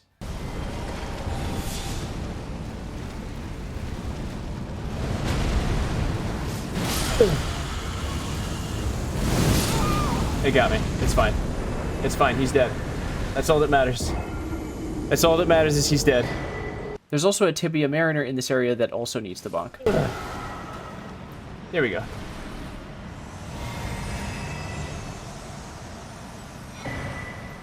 And the last of the Skadus is here in Blackkeep. Oh, wait, what's this? Oh, look at this, dude. I must have grabbed this when I was running through here for something else. We now have a lot of talismans and damage buffs, but we're running out of time with some of the buffs, so to offset that, we're going to need a passive status builder. I head back to Lanedale Capital Sewers to deal with Moog so we can get access to the cookbook behind him. Just go, just go. And remember to shackle him. Stop. Ugh. There we go. I hit him right in the forehead, so it was enough damage. There we go. Right in the forehead equals 22,000 damage. Big bonks. Big bonks. The Frenzy Flame Cookbook allows us to make Frenzy Flame Stones, which will passively build up our madness when standing in its AoE. Now that we're back at the keep, we can grab a couple more Skadus in this area. There's also a hippo here. Don't hit me, don't hit me, don't hit me. Gotcha. Whew. Thank goodness. Another person who could be a problem in the Lita ambush fight is Freya. We have to decide if we're going to save her for later in the fight or end her quest here. Ooh. I hit her for 25k. The final person in the gang fight is Moore, the friendly merchant who gives us the bug quest. We hit him with the hardest bonk of all. Remain sad. Forever. Sad. Forever. His bonk is sadness. Dang, dude. Divine Lion Beast is next. We want to get a good gauge of our damage, so we do a quick test. Is that Midnight? Hello, Midnight. What's going on, girl? Oh, don't sing, Baby Shark. Don't do this to me. So I think I need to do this, and I need him to close the distance. Oh my god, look how much health he has!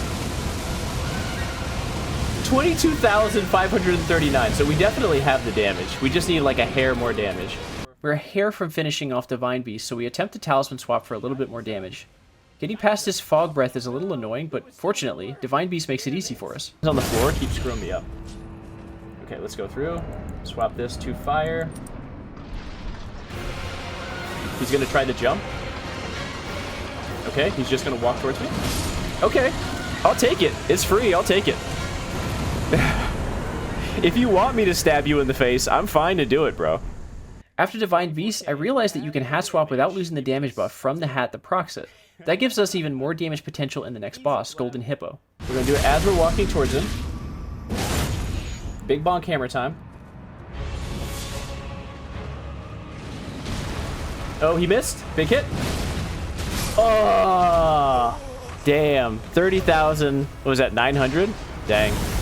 The grab that the Hippo does has an unusually long range. Once I see the grab a few times, I expect Hippo to keep opening with that attack, only to learn otherwise. Even though we landed the hit, it still wasn't enough damage because we didn't get a headshot. This time, we attempt a headshot again.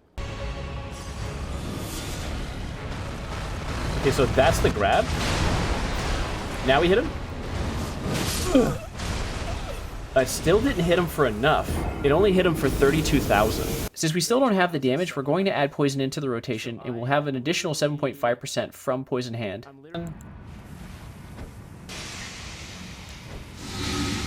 Cure. Swap to hammer. Go through. Swap poison for fire. Do this.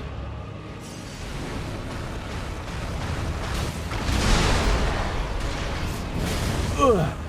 Oh my god! 33,655. We're only about 300 damage from wiping out his health bar with 33,655.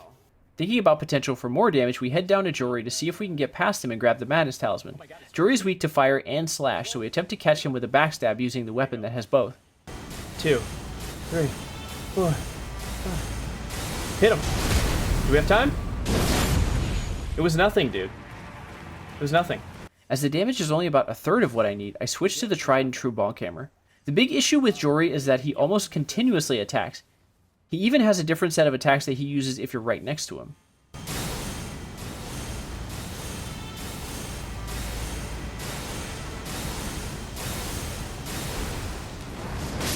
Oh my god. If that fucking Spyrus weren't right on my ass, I would have already hit him. Alright, let's test it. 2, 3, 4, 5, 6, 7, 8. It's only 22k. It's only 22k. 22,000 is not nearly enough to clear out Jory's 30,506 health bar.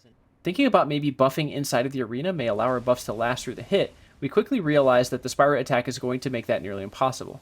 We confirm with a different weapon that backstab is not going to get us the one shot as well. After several failed attempts, I try using the first tombstone to finish off the short-term buffs and then run to the boss. Just roll.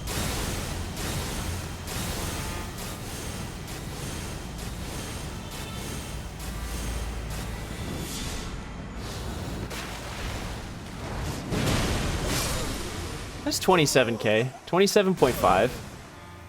So it's still short. I need another 3k to kill him. The most direct approach seems to give us the most damage so far. Since we're close to killing Jory but are a little short on damage, I decide to take another shot at Golden Hippo and slightly change the strat and add in an oil pot to increase the fire damage, and this is what happened. Swap, swap, go through. Fire. This. Do we have enough time to throw oil? Yes. Buff. Big hit. Oh! Oh, we got him! We got him, dude! Let's go! 35,000! Get the fuck out of here, bro! We got him! Let's go, baby! That's all I needed! One shot! Now we can face Jory with a new buffing strat. To give us even more damage, we head to Rakshasa to grab her armor. For fire. Do we have time? I'm dead. Oh! Goodbye, Rakshasa! Dude, easy first bang.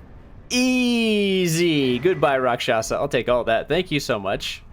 Her armor gives 2% more damage per piece worn, but increases damage taken. Since we only care about getting a single hit in, we aren't worried about the damage taken aspect. With the armor, we can now head back to Jory to try and clear out the rest of his health bar. We know that buffing inside the arena can be tricky, so we try a lot of buffs outside the arena, but most of them fall off before we have a chance to hit Jory. Since the tombstones can block a lot of Jory's attacks, I try to use them as cover so I can buff while next to Jory. But since I have to start moving as soon as he casts Spyra, that puts us back to square one.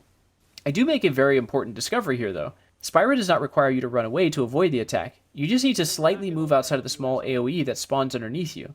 This can be done even with a light jog. This allows us to start hitting Jory if we wait until the very end of the Spyra cast. The problem here is that all my buffs fall off before we land the hit. Did to not teleport there?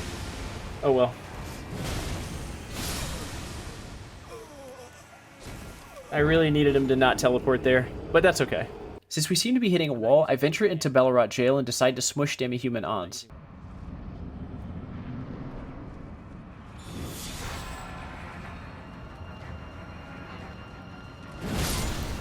GG's. GG's, my friend. GG's. To circumvent the problem of buffs falling off and using the new strat of getting just enough out of the way of Spyra, I decided to take the direct approach, and this is what happened. Ugh.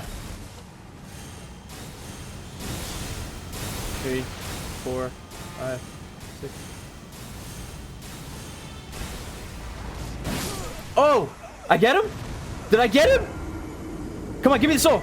Oh! He's fucking dead, dude! We got him! We got him! Get the fuck out of here, dude! Oh my god, we got him. There it is. There it is, dude. Now that Jory is finally dead, we can make our way into the area that Jory was standing in front of to get Maddening Hand. Don't hit me, please. I missed! Oh! As the hammer was gonna land, he stopped it, and it just canceled it out. Don't miss! He rolled it! You son of a bitch! I missed him again. Ugh. You bitch. Give me this. Maddening Hand increases our damage by 7.5% for 30 seconds when Madness is proc. Next, we get the H1's Exaltation Talisman, which increases our attack power by 20% for 30 seconds when Madness occurs in the vicinity. This will be a huge damage buff for our buff routine, especially because we're already using Madness to buff. We also pick up 2 more Skadu in this area. With the new talismans, we get back to Radagon and Elden Beast to test out the damage.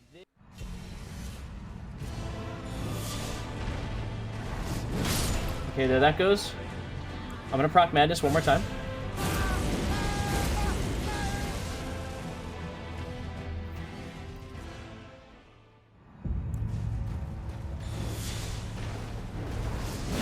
Ugh. Now, too many buffs were off. We have the damage to bonk Radagon, but our buffs fall off before we can land a hit on Elden Beast. While I think about how to deal with the buffs falling off for Elden Beast, we head to Giant Sunflower. Instantly died. Instantly died. Because Skadu Avatar is actually pretty mobile around the room, lining up the hit proves to be tough as a Skadu Avatar moves a ton. Once I have a general idea of where its head will be, the fight goes a little differently. Okay, go this way, and then go this way. Roll, and then go this way. Still hit me, but that's fine. Drink. He'll do his spinny spin. Okay, he's doing it again. I'm fucked here.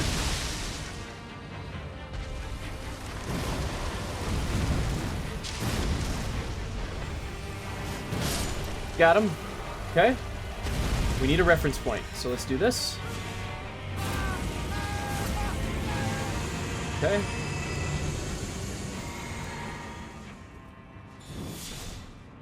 Where's his body? 1, 2.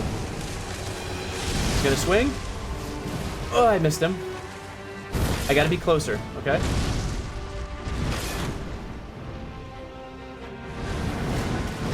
Okay. He's gonna do his little fucking sky sparkle. 1, 2. Hit, please. Got him. Okay. Buff again.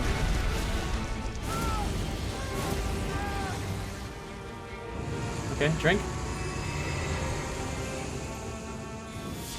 Let's see how many spins he does. 1, 2, 3. I think I got him. Hit. GG's. GG's, big guy. Now we move on to Commander Gaius, who has 33,871 health. The reason we want to deal with Gaius now is because he's protecting about 5 Skadu fragments. We already know that Gaius starts the fight by charging in. Since the attack can't be rolled because the hitbox for the Gaius charge is ridiculous, we attempt to use the mounting strat. It takes a couple of attempts, but I was finally able to do it. We also test to see if Gaius can be hit in his charge. I quickly figure out that Gaius is completely invulnerable in the charge, so the only way to hit him is after the animation is over. No, don't right away, don't right away.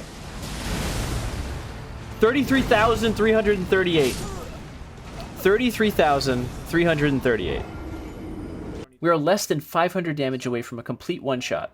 A thought is to add in Stifler to debuff the boss so we don't need to worry about standard running out. The problem that we run into is that there's not enough time to seppuku and Stifler in the boss arena and talisman swap in time to pull off the mount to give us enough iframes to survive the charge. I realized that I could make up the missing damage by replacing bleed with poison since we grabbed poison hand earlier, which would effectively give us 7.5% more damage than bleed.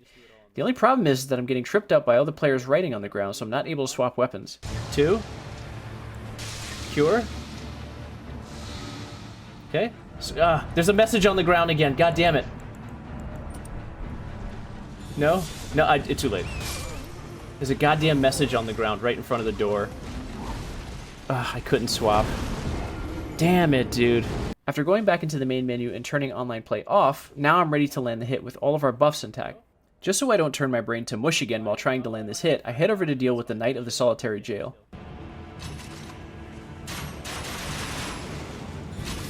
He's gonna kill me. Yep. I should have buffed my hammer before he did that. Not buffing the hammer before I ran over to him was a mistake that I would not repeat. Do this. 1, 2, 3, 4, 5. Ugh. That's what should have happened the first time, buddy. Goodbye. That's what should have happened the first time. I also want to deal with the various Ghost Flame Dragons. Please don't stand up. No, don't get up! He got up. After many whiffs, we finally land a hit on him. Can I run all the way up to him?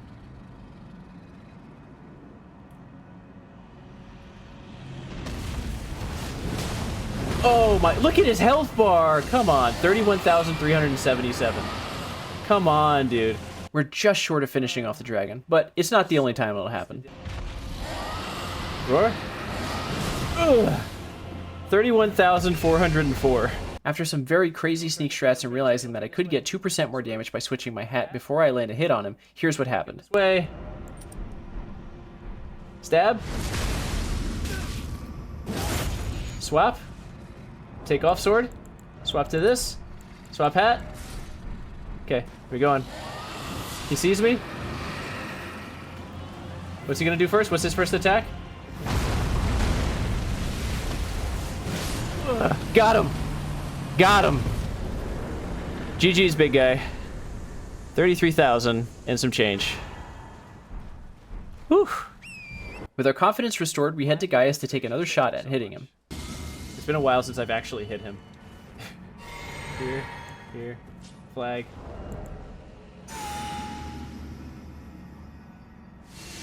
I wish that didn't take forever.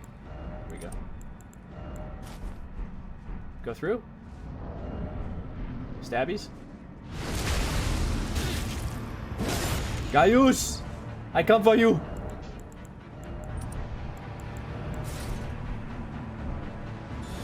Get on horse, get on horse, get on horse!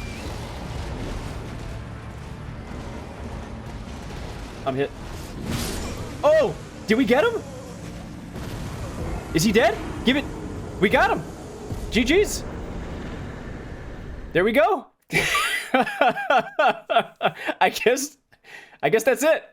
Now we finally have access to those 5 Skadu fragments, which gets us to Skadu level 18. We now have 2 bosses keeping us from getting to Anir Limb. The first one is Romina, who has 35,798 health. She has high physical resistances, but does not have any resistance to fire. Romina's body twists and moves around a bit, so we have to time our hit just right. I rolled too early. Ugh. Oh, I missed. I missed, you bitch. I missed. Dang.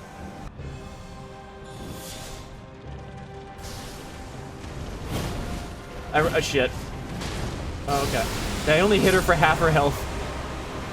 I literally only hit her for 16k. Dang.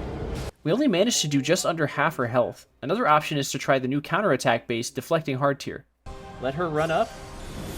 I have 10 seconds. She's gonna do her initial attack. Okay. Was it quite enough? Wasn't quite enough. I only hit her for 18k. With the counterattack, we only managed to hit her for 18,149, which isn't going to cut it. Switching to the Fire Knight's Greatsword doesn't quite yield the damage that I thought it would, but it's more than the others so far with 22,924. Another possibility is adding in the Sleep Talisman to give us an additional 20% damage, but farming the flowers can be rough. We're going to need the Silver Scarab to increase the drop chances. The only way to get it, however, is to get access to the Haley Tree Secret Medallion, which means we need to deal with Commander Nile. Okay.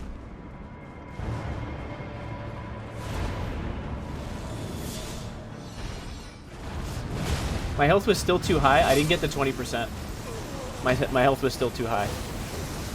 For whatever reason, figuring out the buff routine for Nile takes a while. The challenge here is not that we can't hit him, it's that there's a bit of a run-up to him. Go. Buff. Hit him. Oh, damn. After bumbling around with our buffs for a while, we finally get them to connect on him with all of our buffs active for 14,299. Or at least I thought it was all my buffs. On the run-up to him, I actually lost Ageone's Exaltation, essentially missing out on 20% of my damage. We swap out our Bleed Talisman for Poison for an extra 7.5% damage and actually hit him again, this time for 15,070. 15,070. We're 471 damage away from one-shotting him. Again, I didn't notice that Ageone's Exaltation dropped off. Since the damage is so close, I decided to use Blood Boil Aromatic. The Blood Boil Aromatic is a body buff that increases our physical damage by 30%, our max stamina by 20%, and lowers our damage negation by 25% for 60 seconds.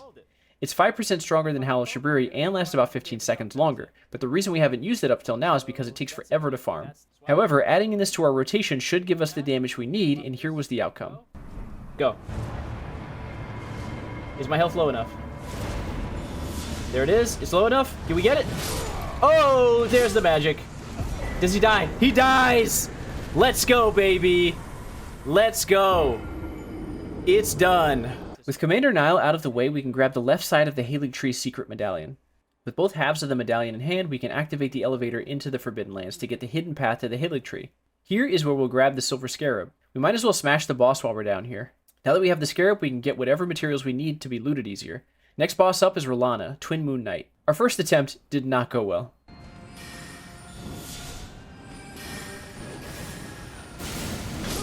Oh boy, that was so fast. That was so fast. For whatever reason, we're trying to do the counterattack on Rolana. The damage is not nearly enough to deal with her, and while we're thinking about what to do with Rolana, we head to Romina, who has 35,798 health.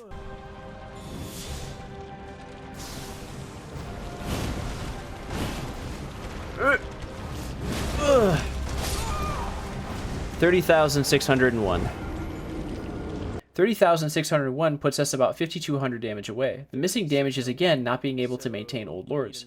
Another thought is to hit her as she's hitting me with her first attack. If we could take the hit and survive with less than 20% health, we should be able to hit her with all of our buffs still up. To test this, I had to let her hit me with her opening attack. Well, I guess I could survive it.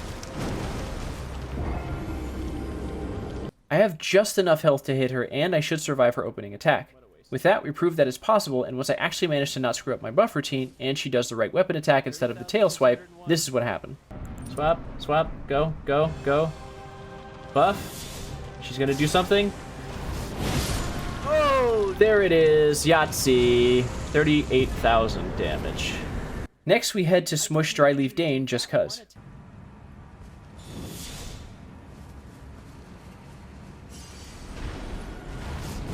Oh, there it is. Thank you. Okay. Now, we can face Mesmer, who has 38,981 health. Mesmer's door animation takes ages, so we have to give it a real try after the first attempt. Hammer, walk through.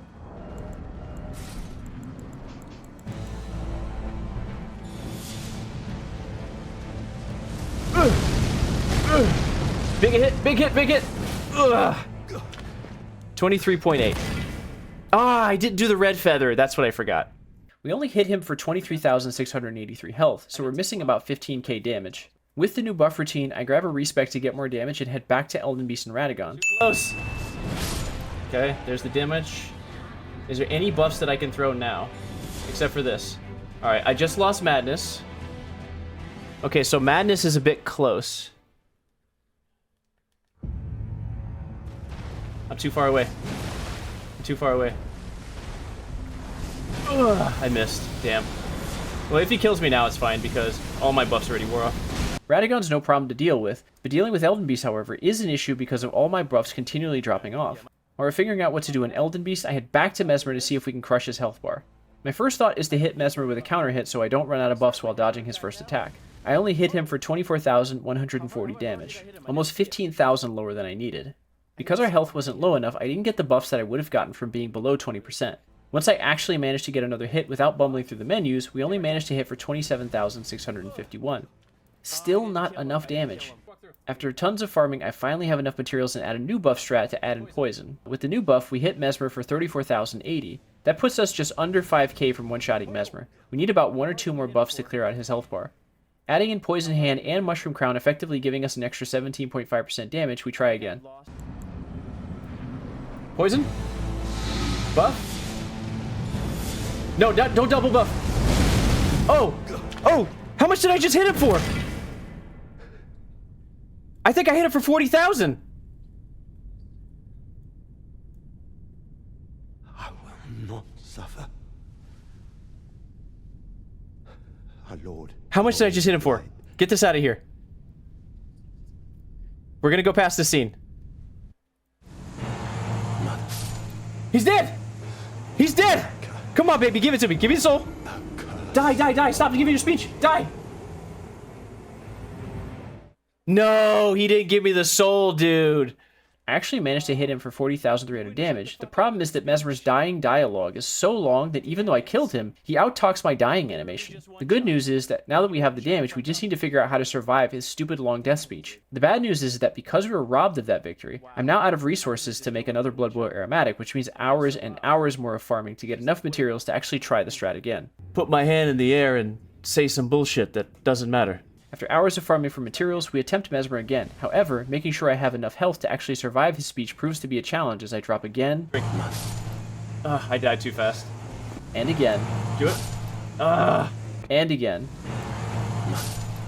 I was hoping my pants would keep me alive, but they didn't. Damn. This time we try adding in Royal Remain Pants, part of the armor set that heals you over time when you have low HP to fight the poison and survive long enough to achieve the bonk. The poison leech is too aggressive to survive, and the heal over time overheals us.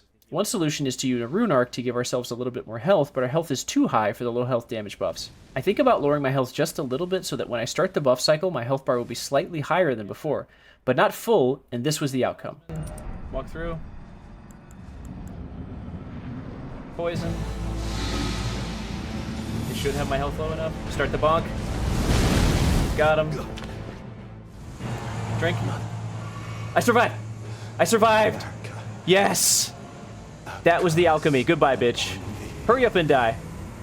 Hurry up and die. Give me my souls. Thank you. Bonking Mesmer allows us to burn the tree and make our way into Inir Ilim, getting the last few Scadu fragments to max out our damage. Dude, why are we always burning trees down? Let's grab it. I ate like way later than... Since we want to tie up Castle Ensis, it's time to face Rolana again. Rolana, Twin Moon Knight, has 29,723 health. This challenge is not so much about having the damage to bonk Renala, but actually being able to land an attack before she immediately punishes us. Renala has a habit of bouncing around and quickly attacks with a lot of damage. The trick is getting her before she can retaliate. On the second attempt though, Rolana decides to face tank. Swap, swap. Swap.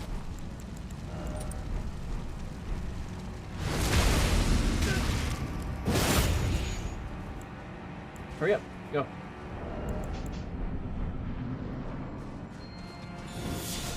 He's just walking to my hammer. Yes, thank you. Thank you so much, Rolana, for listening to what I said. Just walk right into my hammer. You sweet, sweet girl. Next, we deal with the horsey boys to get to Mater. Switch to hammer. Buff. Hit him.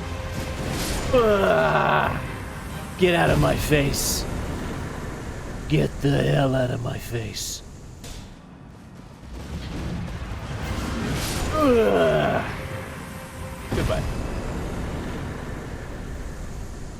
Goodbye, my friend. Goodbye. And maybe one super crackhead. Get a chance to buff, I'm not ready.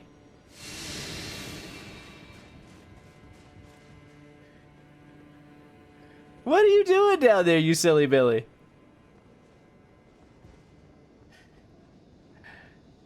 I think she's losing it, guys. What?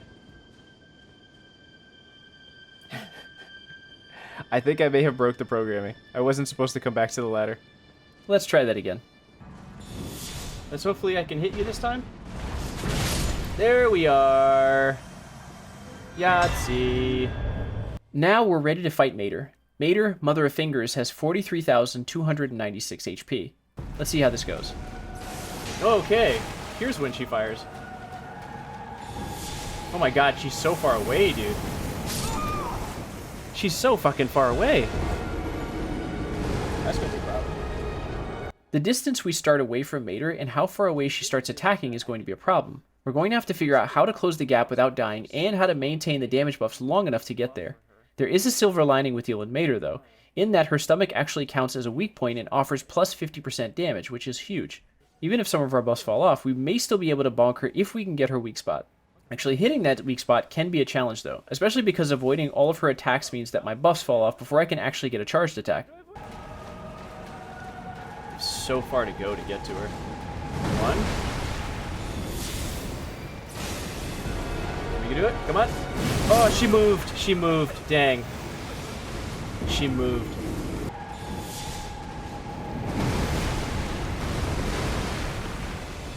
Come turn. Oh, 34,000. There it is. So I did hit her in the stomach. I just need more damage.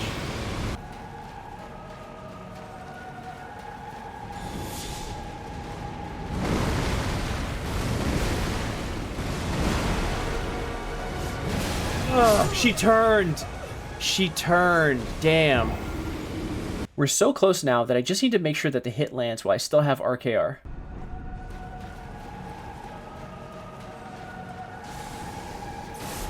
Rolled early, but we're fine.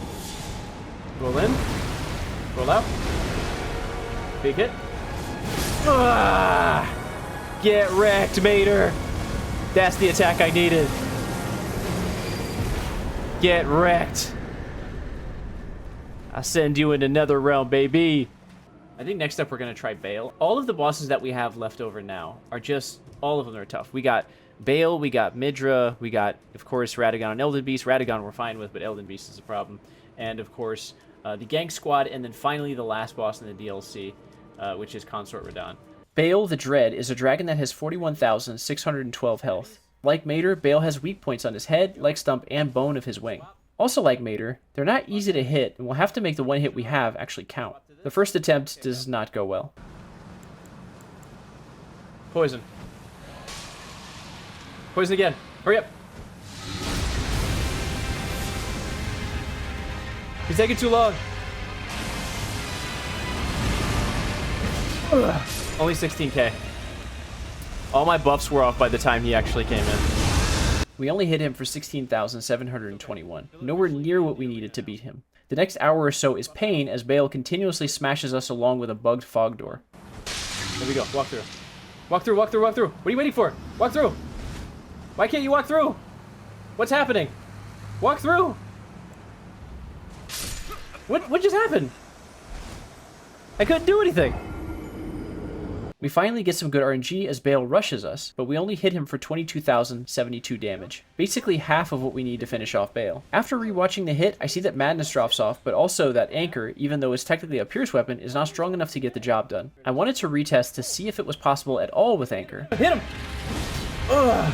Only 20,000, damn, dude. Ugh, I'm just so skeptical of the Anchor. I just feel like the Anchor is just not enough damage to actually kill this boss. Since Madness, Poison, and Bleed aren't getting the job done, I start incorporating the Sleep Talisman. 29,744 gets us closer, but we're still 11,000 damage away. Thinking I needed to actually land a headshot, we try again. The same exact damage as before, even with a headshot. Desperate for any damage increase, we head back to Inir Ilim to grab the last 2 Skadu fragments. Oh yeah, I get flattened. Oh, look at this, dude. I must have passed by this 100 times. With this, we're at Skadu level 20. Since we're in Inir Ilim, we might as well deal with Lita and her buddies. This fight presents 2 problems. The first is that you need to invade, meaning you have to go through a load screen where you can't buff ahead of time. The second is that there are 2 enemies who aggressively chase you in a very small arena. Being able to bonk both of them will be difficult. No, he can see me, bro. Bro, he can see me. He can see me. He can see me. Hoping to hide from them so I can buff, I grab Lamenting Visage. Never allow this. Oh, she didn't die.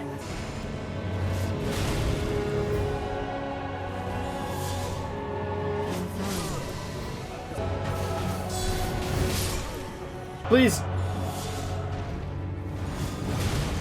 That wasn't enough. Dang. I'm dead here. Oh, nice. We just whiffed. Well, I got him. If I wouldn't have whiffed that hit, he would have been dead. There we go. Are you serious? What, did you have 1 hit point left? After hours of dealing with this BS fight that isn't even a boss fight, I definitely gave in and just wanted to pass them. What? Fucking die, dude. He's 2 phases. Yeah. There we go. Yeah. I count it. It's fine. He's dead. He's dead. I, of course, immediately regretted it and wanted to redo the fight, but since I was on console, I can't go back and redo the fight without starting the entire run again, which is not going to happen for an invasion gang fight. Now we go for Midra, who has the highest health bar in the DLC with 47,171 health. He's also technically a 2-phase boss fight. The first few times that I attempt Midra, I do my entire buff routine outside of the boss room, and I quickly learn that buffs drop off before phase 2 even starts. I already saw something drop off.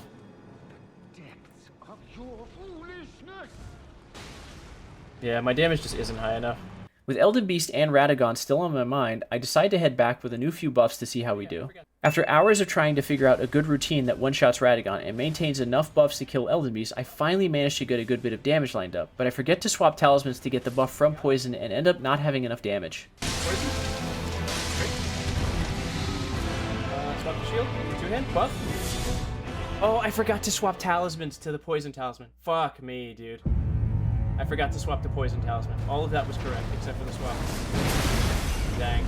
Only during this fight does someone mention the Old Lord's talisman doesn't actually increase anything that isn't a spell, which at this point we're not using since the spells don't give the damage buffs we need. I also decided to start using Seppuku on this side of the door instead of the boss arena, so I no longer need to depend on RNG to get a good hit on Radagon. We go into second phase strong, but Madness drops off immediately after hitting Radagon. I need to find a way to save more time so that my buffs just last long enough to land the hit. Out of frustration, I think about heading to other bosses to finish off the DLC and come back. But man, I hate to leave when I'm right here. I just want to kill him right now. I don't want to respec and then come back later. I want to kill him now. A chatter mentions that there are a few people who managed to one-shot Elden Beast and Radagon, but they used a buffing method bug that was patched out. In reading through the article, however, I made the biggest discovery in the game that changed every fight going forward. Second, use the start button to close your menu instead of backing out. Third, really? The start button immediately backs out? Third, you can switch multiple talismans by using R1. And fourth, what? You can swap multiple talismans by using R1? Hang on. Hang on. Let's see if this is true.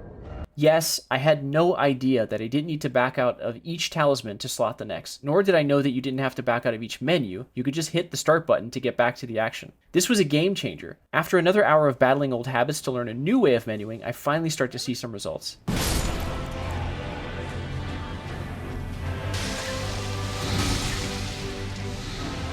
Two-hand?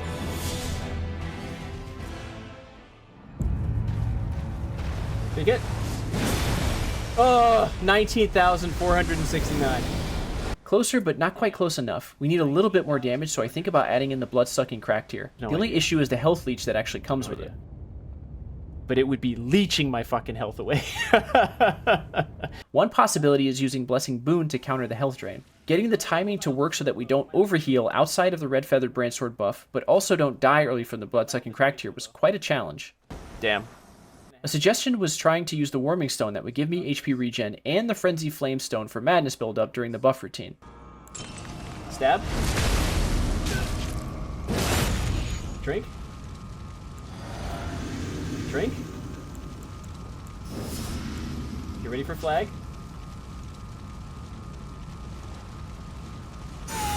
Pop. Sleep. Sleep. There we go. Okay. Drink. Swap. Swap. Walk through door.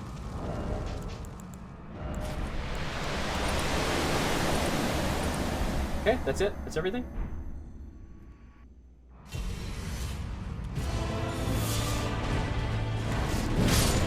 Okay, pot. Pot. We're not gonna cure. We're just gonna buff.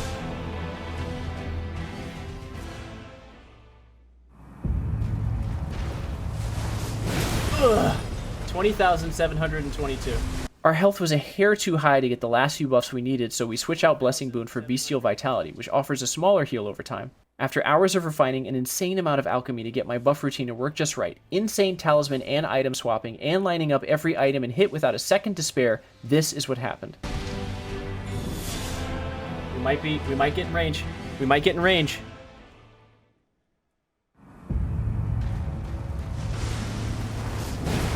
I missed! No! No, dude, I missed! I missed! We just missed Elden Beast. And then... Alright, do it.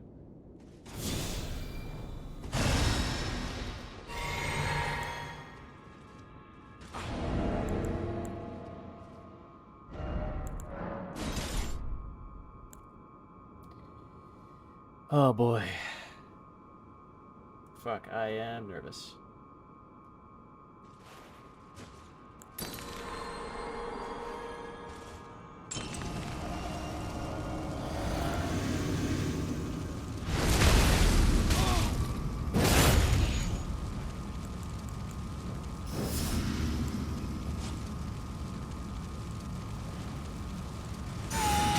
Pop, pop. Here we go. Drink. Swap. Swap. Walk through.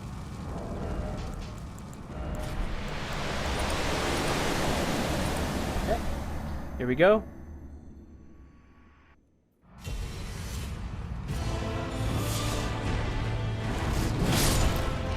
Poison. Poison. Swap. Two-hand. Buff. Oh my god, it's gonna be so close. Ugh, we got him! Does it count? Come on, give me the soul, give me the soul, give me the soul! Yo, we fucking got him! Let's go! Let's fucking go, dude! Oh my god! After hours of reworking strats and constantly coming back to this fight, we finally beat them. My character died within a second of hitting Elden Beast. With that weight finally off the run, we can make our way to the highest health bar having bosses in the DLC. Oh my god. First of the three is Bale. I want to test damage for Bale before we start coming up with a new strat for him. Big hit! 22k is about 20k short. It's because our 20-second buffs fell off. The new strat I try is using both health leeches like we did on Elden Beast so that the damage will remain high and get us into the 20% range. The only issue is that Bale does a lot of moves very quickly around the arena, and some breath attacks stop me from immediately being able to attack. Another issue is that getting Bale to attack while my character is in the sweet spot range. I try using all of my buffs before I walk in, and we managed to get the best attempt yet. I'm dead.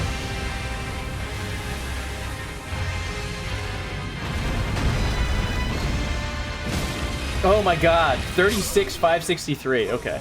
Still about 7k away though. If we can actually manage to get a headshot, that may push us over the damage threshold. We also try adding in the Spear Talisman, which increases weapon counterattacks by 15%. Since we're using the Fire Knight's Greatsword, which is a piercing weapon, it should count with our heavy attack. I'm gonna throw flag early, just in case. There, oh my god, perfect timing. Oh my god. Swap. Turns out early throw is like just in time. Seppuku. Swap, swap. Poison pot. Walk in. Talisman swap.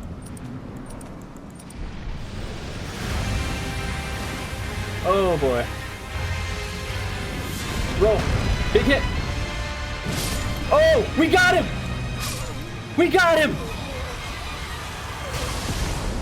It gave me the soul. Let's go, baby!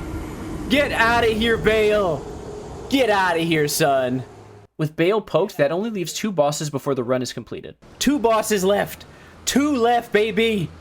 Next up is Midra, who has the highest health of the main bosses of the DLC. The biggest problem that we have to deal with is maintaining our buffs between Phase 1, Mini Midra, and Phase 2, Sunhead Midra. Swap. 2-hand. Walk in.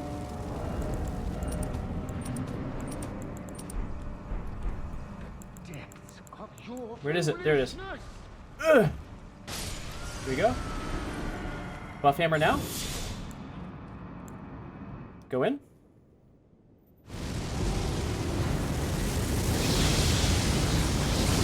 Shoot, start it. Oh, my buffs dropped off. Damn.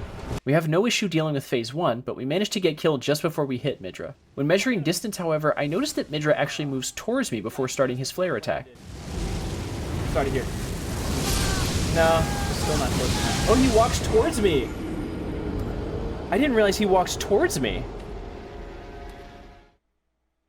He might actually close the distance himself. That means I don't need to get as close to Midra before starting the attack, and that may give me just enough time to land the hit before dying to the flares. I finally get my buffs lined up and manage to land a decent hit.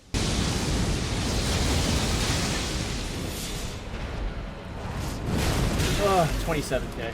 Not enough. We do manage to have a good number of buffs up, but not being below 20% means we're losing out on at least 25% damage. Getting the opening behind works most of the time, but getting around him is just long enough for our Aura, Madness, and Sleep damage buffs to fall off.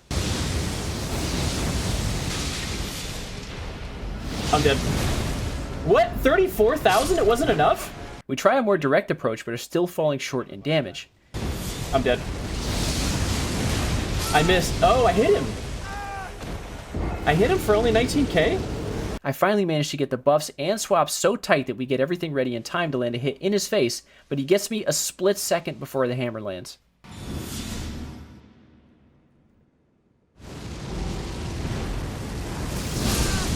Oh my god, why did that land, dude? Ah, that should have landed. I just need to be close enough to hit him before he hits me, and the difference will be less than a second. Yeah.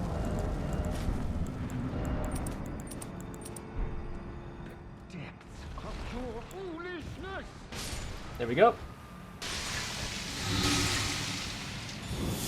There we go. We actually buffed our hammer this time. It was so fucking bad, dude. It was like the worst movie I've ever seen. Oh! Does it count? There we go! He's finally dead! Get out of here, guy. Get out of here, Midra. Get out of here, Midra. That's how that boss fight was, okay? With Midra beat, there's only one boss left in the entire challenge run, and that's Promise Consort Radahn. Promise Consort has 46,134 health. I said swap talismans. I didn't have time. No, wait, I wasn't ready.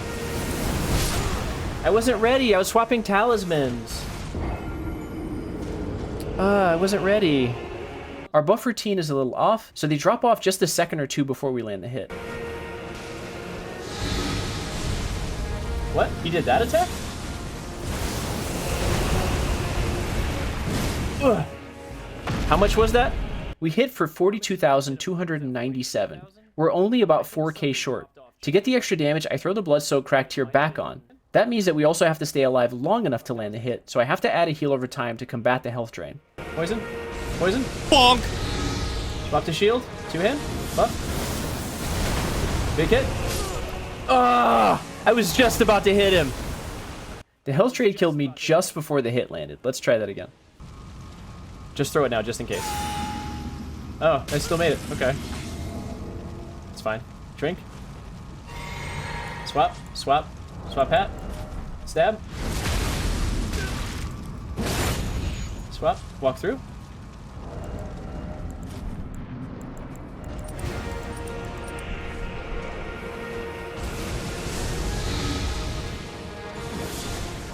I can't see him.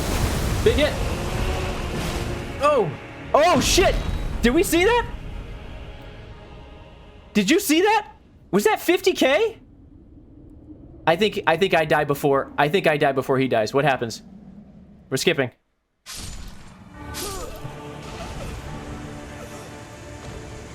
Is he dead? He's dead! Let's go, baby! And with that, the challenge comes to an end. The insane strategies that we had to devise, the hours of farming for materials for buffs, the level of proficiency I had to have in the end with talisman and gear swaps to actually pull off some of these hits. This was one of the most insane and fun challenges I think I've ever done. I hope you guys enjoyed it as much as I did. I'll see you guys in the next one. Bye!